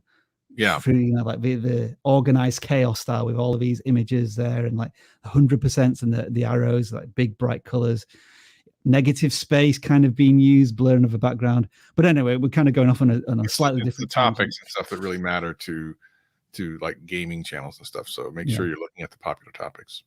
So Amber plays Roblox, maybe as a transition. Pet Simulator, maybe something to look at as well. And it's good to see that you started using the community tab there. All right. Apologies, Viper. I kind of had you on the download there, but I'm going to bring you front and center for the next channel that we're looking at, which is 192. Are you ready? Take on for the Intercontinental Championship, square symbols with 1,000 subscribers. Okay. So we got new videos every week. So the banner isn't the best in the world because it's kind of obscure, but I'm guessing from the title we're talking about musical instruments. But then I look at the thumbnails and it's a symbol. I've just realized that's a symbol. But is it right? You just realized that. See, it shouldn't take you that long to realize that that's just a symbol, right? So there we go. I thought it was like a trumpet horn. That's what I'm talking about. See, the viewer should not have to do that much work to figure out what the hell is happening in the banner. So there you go. And then we get to these thumbnails and these videos, and I'm like, okay, this is not what I thought it was. I mean, it's a music channel, but I thought it was going to be like an instrument channel, but this is just something different entirely. So we're doing covers. Okay, so I'm guessing this person's a singer or a musician of some type. Okay. All right. Okay. Interesting. Looks to me like drum covers of popular music. Okay. Oh, okay. Okay. So it looks like he is doing the cover basically with the drum set. Okay. Okay. All right. Yeah. Yeah, we need to define what's happening more in your banner, man. That's what I think that will take you somewhere. I don't know. I mean, I kind of get what he's doing with the thumbnails. I get it because now he's just putting album art into the thumbnails. Although I might caution against that because these music labels are savage out here, and they see that they might not be too happy with you. Yeah. All right. I'm going to do a search for drum cover the last month just to see. Kind of like, first of all, the thumbnail styles, and then what sort of competition there is. Looks as if it's dominated by just a couple of channels with like a few hundred subscribers. Yeah, so it looks like It's a very competitive area. You had an opportunity here, definitely.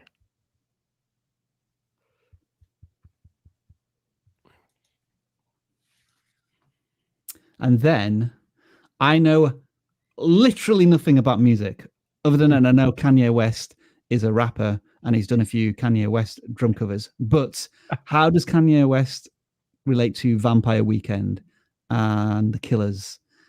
Same music genres, or are we? No, we're definitely. I think we're covering different genres of music here.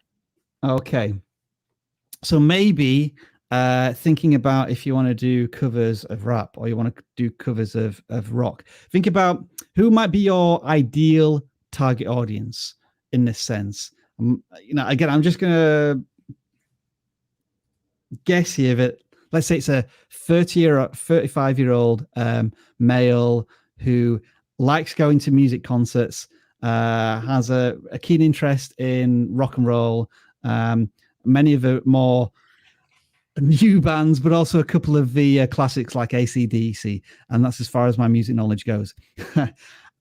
I think that maybe the avatar of this channel may be just too broad right now. So somebody who enjoyed a cover version of, let's see.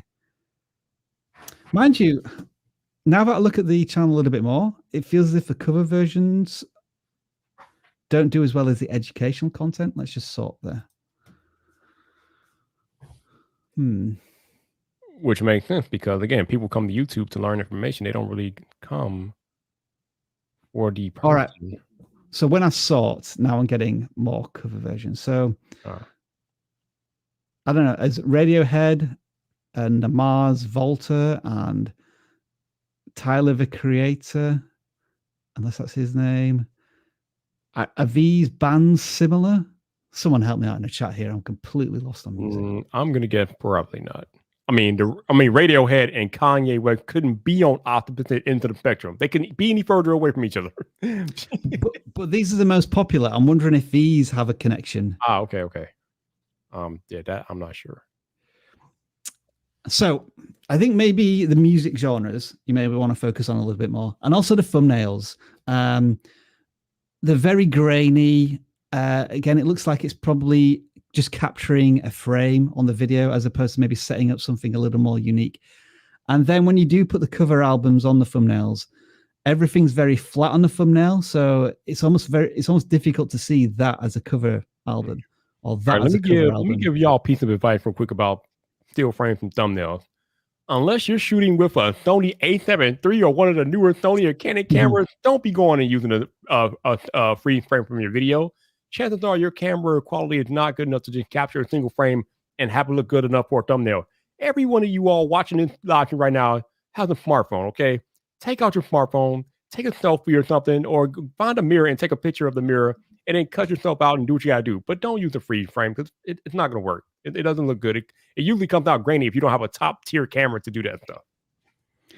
And that was Viper's minute on thumbnails. Do you want to add anything else, Travis, before we move on? Or are you I think that was pretty good. I think we covered a lot for a music channel. Then let's start with Lee Mason, a gaming channel, and tributes to all. 36 subscribers. Oh, okay. So there's a theme here: tributes to all, and then a tribute to Titanfall, a tribute to Among Us, a tribute to Rivals of. All right. I guess my question would be, not knowing anything about your channel, and you haven't kind of like built up an audience yet to understand this concept. What does a tribute mean? Is it a historical look of the video, or just celebrating the culture around it? That's maybe what I'm losing a little bit in a tribute to. It could mean all manner of things, right? Video essays. Okay. Wait, then they occasionally play a game or something. Is that what they said? So my guess is there's probably quite a lot of research going into these. Perhaps. I'd be curious to see what the quality is, because you're essentially playing it up as a documentary style video. And I think once you do that, you really kind of set yourself up against some incredible documentaries on YouTube. Like, yeah, if you're going to go down that path, you better bring the pain. And you can see some of these likes to dislikes ratios are not exactly awesome. I don't know what the Among Us, like why that's so down thumbed, but there's not much data to go off here, like 5 and 2 and 5 and 4. Very true. Very true. I guess what I would maybe think about tweaking the titles. I feel as if the concept might be good, but forcing that concept into the title may be letting down the potential reach. It might be better to say something. I don't know if you like a God Among Shooters, a Titanfall tribute might be a little better than putting a tribute at the beginning of a title, because I don't know if it has enough oomph along with the thumbnail. The thumbnails are pretty bland as well in that sense. Okay, it's a tribute to Titanfall 2, but this thumbnail doesn't tell me anything about why there's a tribute there. I mean, Among Us, a tribute to Among Us, I'm sure there's a lot more creative ways you could tell people about the Among Us franchise as opposed to just repeating a title. Like Viper, when going back to the we were having a constructive conversation about repeating the titles in the thumbnails. I think this is a really good example when you shouldn't be repeating the title in the thumbnail, because the thumbnail needs to do something else a little bit different. Yeah. If we're going to talk about Titanfall 2, then maybe highlight Titanfall 2, or to highlight one of the mechs of the character from the game instead of repeating the text in the thumbnail. Like, you're wasting space. Yeah. Yeah, this is a rough one for sure. I think so. How often do they create content as well? Hang on, let me just sort by most newest. And so you haven't published anything in a couple of months either. Now, is that because the videos take so long to create, or you're just deciding that you need to go in a brand new direction? Getting back into the YouTube groove is also something that we're always going to encourage as well in terms of posting consistency. So that is Lee Mason. Let's pick another channel here. We're going to go for channel 76. And their channel is called Roland. And I think they are another motor channel. And it looks to me, just from a channel banner, it is about bikes. But the channel banner kind of slices everything off there. Slices off part of a helmet. Slices off most of the bike there. And just from a channel banner and a channel name, I don't know if this is about maintaining a bike, the passion of a particular brand of bike. Give me a bit more sex appeal in the value proposition, if there was one. All right. I'm going to it's going to be a challenge here. This is a Polish channel, Viper. So I hear your Polish is very good. What do you think of this one?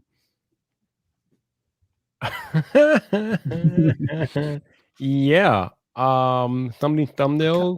I'm just wondering, what am I looking at? First off, I mean, regardless of what the language is, I can't tell what's happening with the thumbnails. And I keep telling you, I keep repeating myself, but if I can't figure out what's going on from the thumbnail, you're already off to a bad start. Because if we can't figure out, okay, let me put it like this.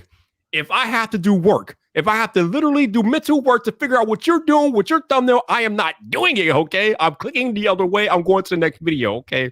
Y'all need to realize that this stuff needs to be made easy for the viewer. I keep saying it over and over again. You have to be viewer-centric, viewer-focused when you're doing your titles, when you're doing your thumbnails. It is all about the viewer. What is easiest for the viewer? And some of y'all thumbnails are not very easy on my eyes or my brain, and I'm not having it. So just be aware. My guess is from the thumbnails is that they're a motorbike enthusiast, and they maybe go on road trips and go to events. That's my guess, not knowing really the titles. This big old logo that's in the thumbnails, I'm not a particular fan of that. I mean, this one has more impact because he's showing some action there of a bit of a burnout on a bike, so I improve that. Travis, what do you think? Have you been able to pick anything else up? Yeah. With the language barrier?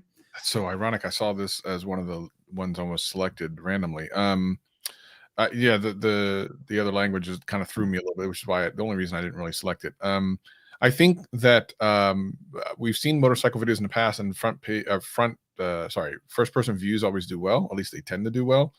And then for cars and stuff, like I think you guys might have been saying, some of the clunky nature of the thumbnails, it's a little too clumsy. I don't know where to look. Like this second row, second from the left, I'm not even sure what I'm looking at there. It's just yeah. So concentration on the thumbnails would definitely be helpful, especially when you're looking at something that has a very distinct thumbnail style in the niche.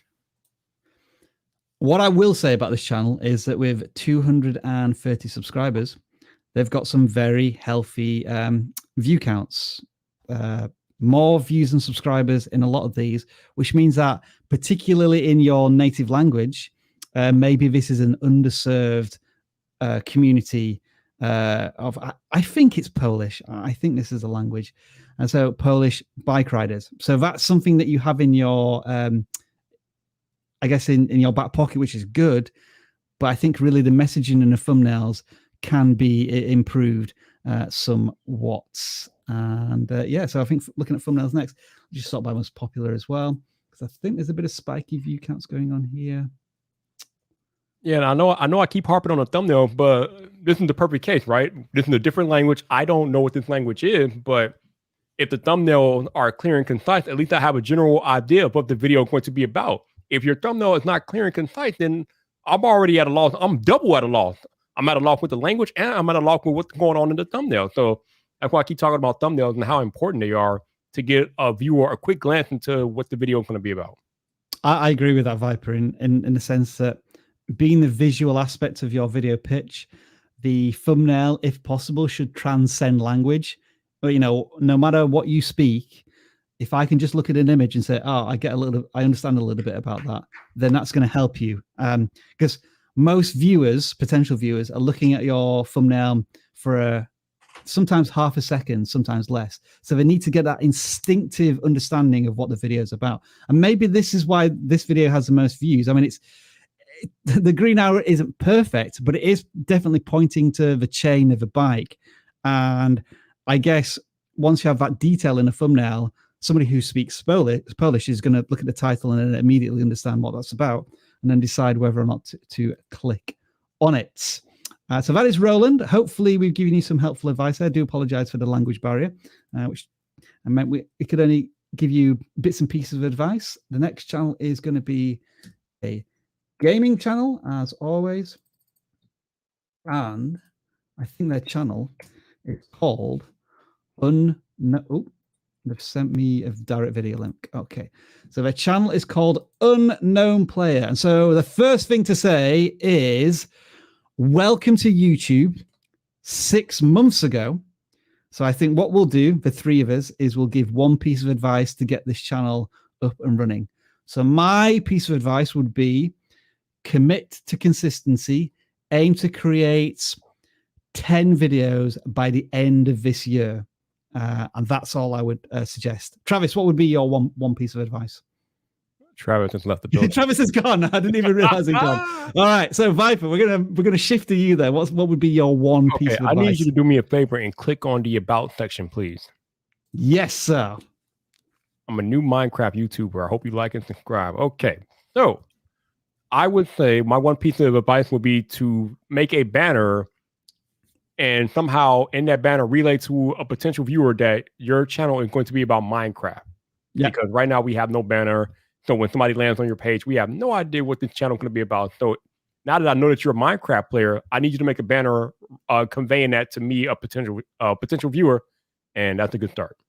And Travis, one piece of advice to kickstart this YouTube channel. Do I have to say make a video that's not 5 months old, or that kind of? I beat you to it. I said commit to consistency, 10 videos by the end of the year. And Viper went for a channel banner. Yeah, I mean, really figuring out what exactly your value proposition is going to be within just saying your Minecraft is not specific enough. You need to be kind of specific in what you're going to tell people about Minecraft. So give me an example of like specifics. Like one might be speed builds, challenges, tutorials, updates, you know, picking one of those lanes for your Minecraft channel, because there are so many Minecraft channels. All right, let's move on to the next one. This is going to be a non-gaming channel. Channel number 4, going right to the early channels. Oh, look, This is how sometimes we have coincidences. So I've already picked this channel, Raw Soul Fitness. That was one of the pre-selected ones. So let's just go one channel up, and we will pick this channel, which is called Beautiful Places. No, not Beautiful Places. I think that was the topic. Mel in SG. Is that Singapore? Oh, all right. Mel in Singapore. So here's an interesting one where I think they've assumed that the Singapore emoji flag would be correctly translated as a channel name. And I don't think it's done that. I remember whenever I try and put flag names in titles and channels and stuff, it just defaults to the initials. Anyway, let's get beyond that. Singapore? Yeah, Singapore. Yeah. So again, what are we getting out of this channel? Is it like if I'm going to visit? Is it a vlog? Is it a photography channel? Is it a food channel? Like what exactly is it? Singapore, I can experience lots of beautiful things here. Develops culture, very vague. Food and of course amazing landscapes. Okay, very vague. Every step of the way. It's all vague. I mean, I'm just trying to understand what am I going to get, you know. Travis like, I need details out here, y'all. I need to know what I'm getting out of this thing. So, I mean, and literally, by the way, you know, being so specific that maybe it disqualifies me is not a problem. You want something that's going to qualify somebody because, again, if you're just saying, food and things and stuff, you know, that's going to get you nowhere. So it'd be interesting to know more specifically what are you going to, if you're going to talk about like food or street food or something, bam, that's a great place to start. Street food does really well for Asian country YouTube channels because it's so unique. Street food in almost any Asian country is incredible and just fantastically fascinating. So if that's something you can do, that's a good place to start. Or if you want to do like the 10 coolest places to visit while in Singapore, I mean, there's another great opportunity, but just kind of going, hey, and you know, the culture and this, I mean, it doesn't tell me anything. All right. Sometimes when I look at the description, sorry to interrupt, Viper. Sometimes when I look at the description, I look at how many times somebody says I and you to try and find out, has this channel really thought about who this video is, this content is for? And so when there's more I's and U's, it means that the channel, maybe naively, not realizing this, is maybe a bit centering upon themselves rather than who they want to appeal to. So that's how many I's there are, and that's how many U's there are in the description. So an example there. And so Viper, go ahead. What were you going to say? I gotta harp on one of my pet peeves of the internet in general, and that is the use of collages. And especially I don't like the use of collages in thumbnails. So let me tell y'all about collages and how they generally don't work. So especially for YouTube thumbnail, when you make a collage, you are taking a bunch of images and trying to combine them and aggregate them into one image. So in order to do that most of the time, whatever program that you're using to create that collage has to compress the images, which means it's going to make them smaller and probably more grainy and kill the detail that they had originally before they got compressed because of the collaging. So when you go ahead and you use the collage on a YouTube thumbnail, that's like trying to find a needle in a haystack, people. I mean, again, you got to remember that most people are watching YouTube from a mobile device, a cell phone usually. So when they're looking at your thumbnail and it's already collaged into mush, and then they're trying to take out their phone and look at mush on top of mush, it's not going to work. So I would say if you can avoid using like collages at all costs on your YouTube thumbnail, probably should avoid using them because you're killing the detail of the thumbnail because you want, again, I'm re-harping it, but again, when I look at your thumbnail, I need to know what's going on instantly. I should not have to use mental brain power to figure out what's happening with your thumbnail. If I do, I'm losing interest and I'm moving on. But that's my little rant. Now, I was going to counter that again a little bit and say that there are certain genres that tend to do this. I thought it was the cheap shopping topic that often use collages, and then sometimes the home. What is it? What's in my home cleaning or I think haul channels, whether it's clothes haul, fashion haul, makeup haul, they seem to use collages, but I'm not seeing strong evidence of it there.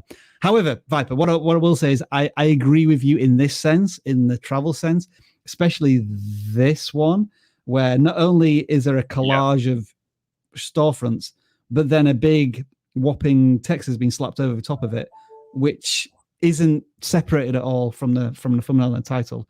And then I look at this one, and I think the image in the center is really fascinating. Like, I want to know more about this bad boy. But once you shrink it down to a thumbnail size, it's losing so much of its potential and clarity there. So I agree with you there. Generally, collages, maybe experiment with just one really strong image. Yeah. Also in the titles, it looks as if you're forcing the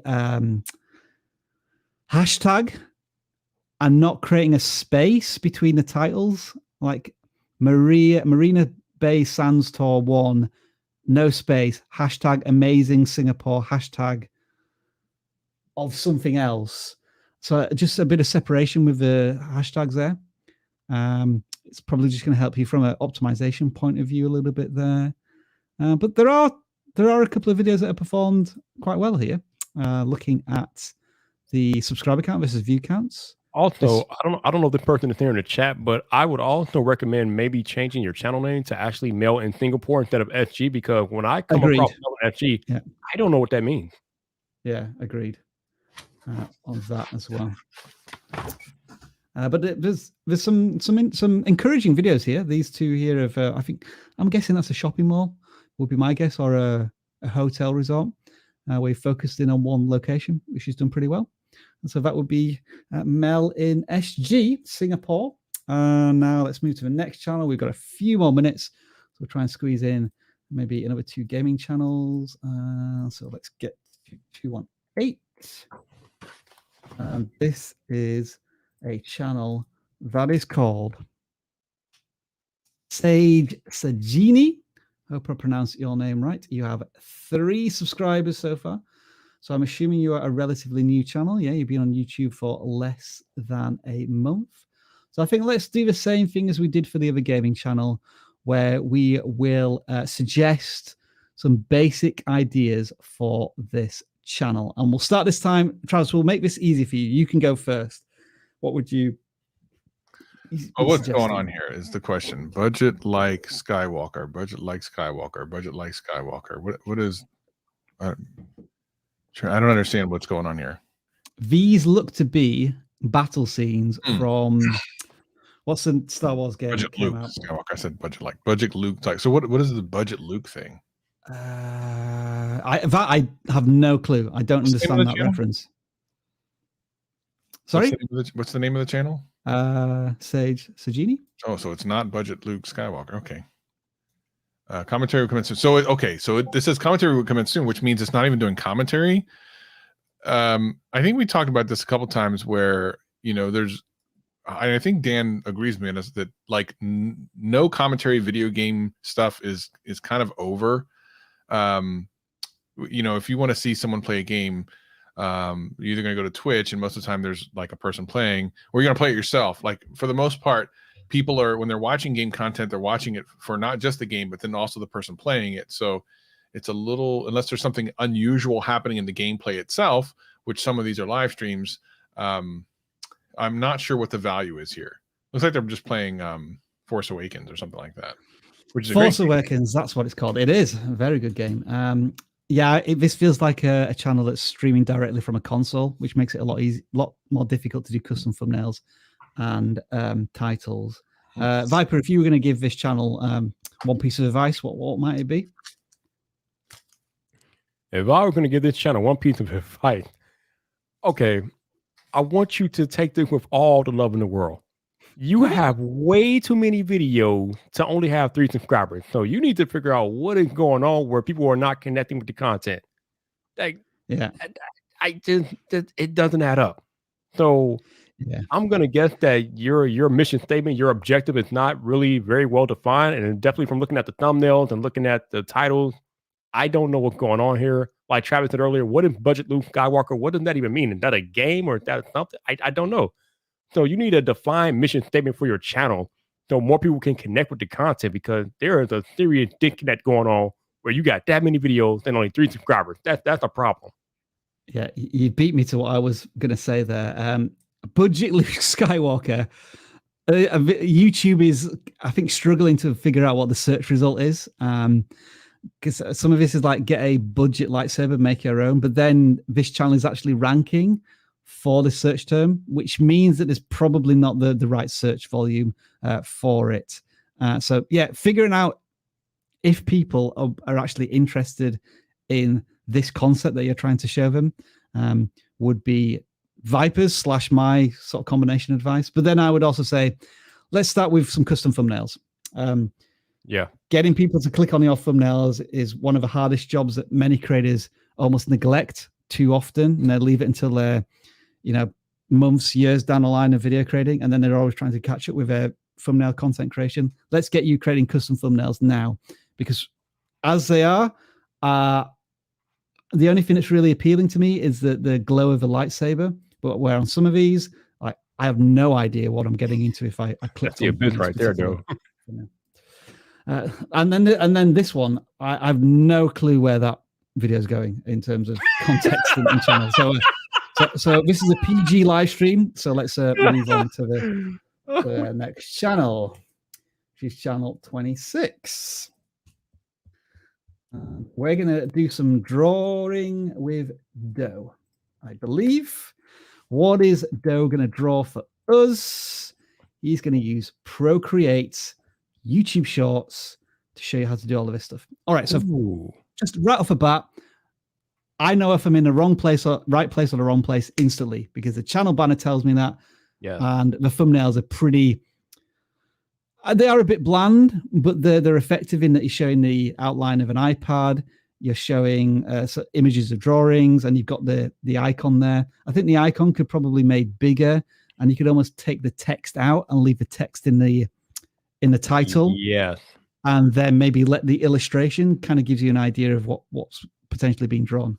Yeah. If we can't read your text on desktop, you need to get rid of it. Yeah, to use a magnifying glass as well is a bit of a stretch. So yeah, they're all with this Procreate. I'm just wondering if these tutorials are a little bit too specific. Okay, now the one that says how to draw. Hold on. Go back down real quick, Rob. Sure. Yeah. The one that says how to draw 3 circle designs or one. The 11-minute, 24-minute video, 11-minute, 24-second video, that is a good thumbnail because you're going from abstract to concrete, and that's cool. I like that. Yep, this one here. I like that one. Yeah, the before and the after. And I think I, as a complete layman in terms of drawing, I can relate more to drawing how to draw 3 circles in a certain design, as opposed to whatever that is, a Kenote design. I'm not familiar with that. Is that a style of drawing? I don't know. Let's just sort by most popular. So the most popular ones are shorts. And then the most popular, oh no, that's a short as well. Have you got any longer form content?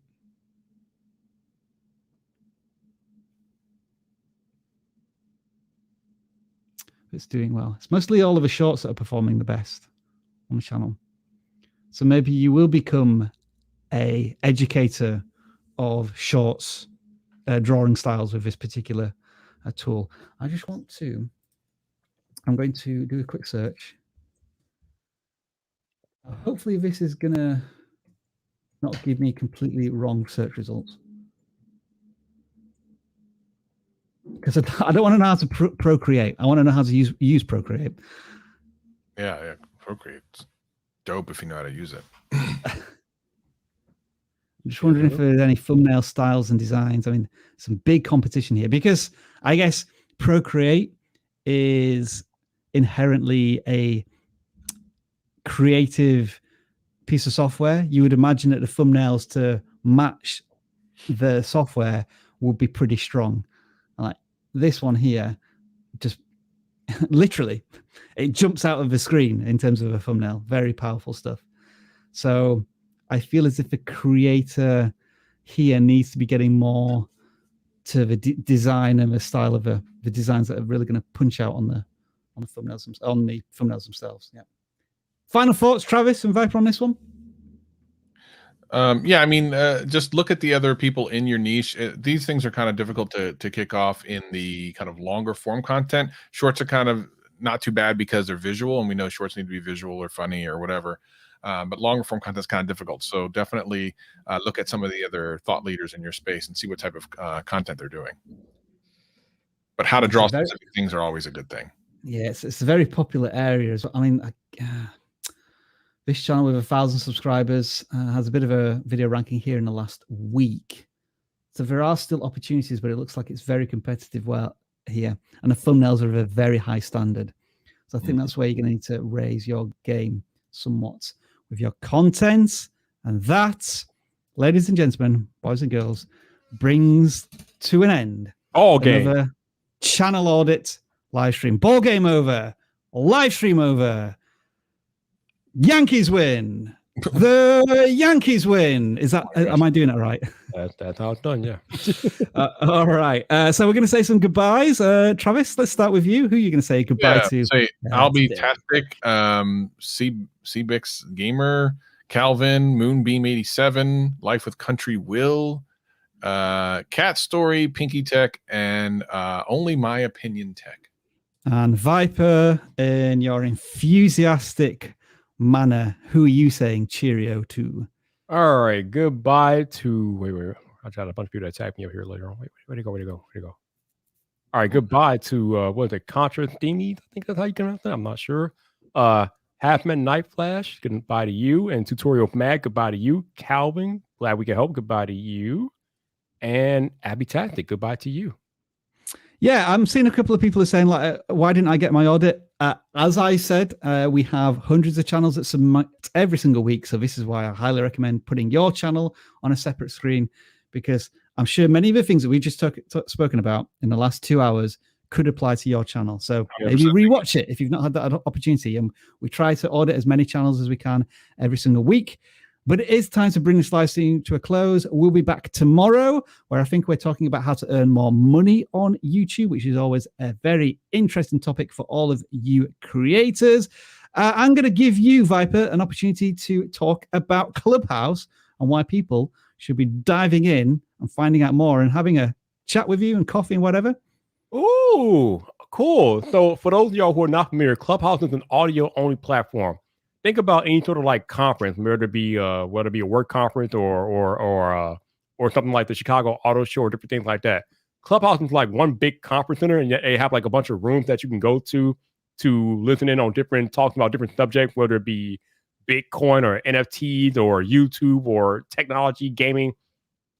Clubhouse have pretty much whatever you can talk about. They have it in there. I host a Clubhouse room every morning called Coffee Talk, where a bunch of people get together and they talk about just general topics or whatever's happening in the world or what's going on their minds for that particular day. I host this room every morning at 10 a.m. Eastern Standard Time in Clubhouse. This Thursday is going to be special, though, because besides my morning rooms, I also host a Thursday night room in Clubhouse. Well, actually, this week will be Thursday afternoon room for vidIQ. And this week on Thursday at 3 p.m. Eastern, Indie Talking vidIQ or Talking YouTube with vidIQ Clubhouse room, I'm going to be joined by the one and only king of Think Media himself, Sean Cannell. So we're going to be talking about how to grow on YouTube and all things YouTube related. So definitely stop by the Clubhouse this Thursday at 3 p.m. Eastern to hang with me and Sean Cannell, because that's going to be fun. Awesome stuff, everybody. I'm going to leave you with this. Oh, we're getting close. Oh, we're getting close. Rob, we're getting close. I don't think it's going to be next week, but it might be the week after. Have you figured it out yet, Rob? Have you figured it out yet? I have no clue what I'm doing yet. No clue. But we'll find out in a couple of weeks.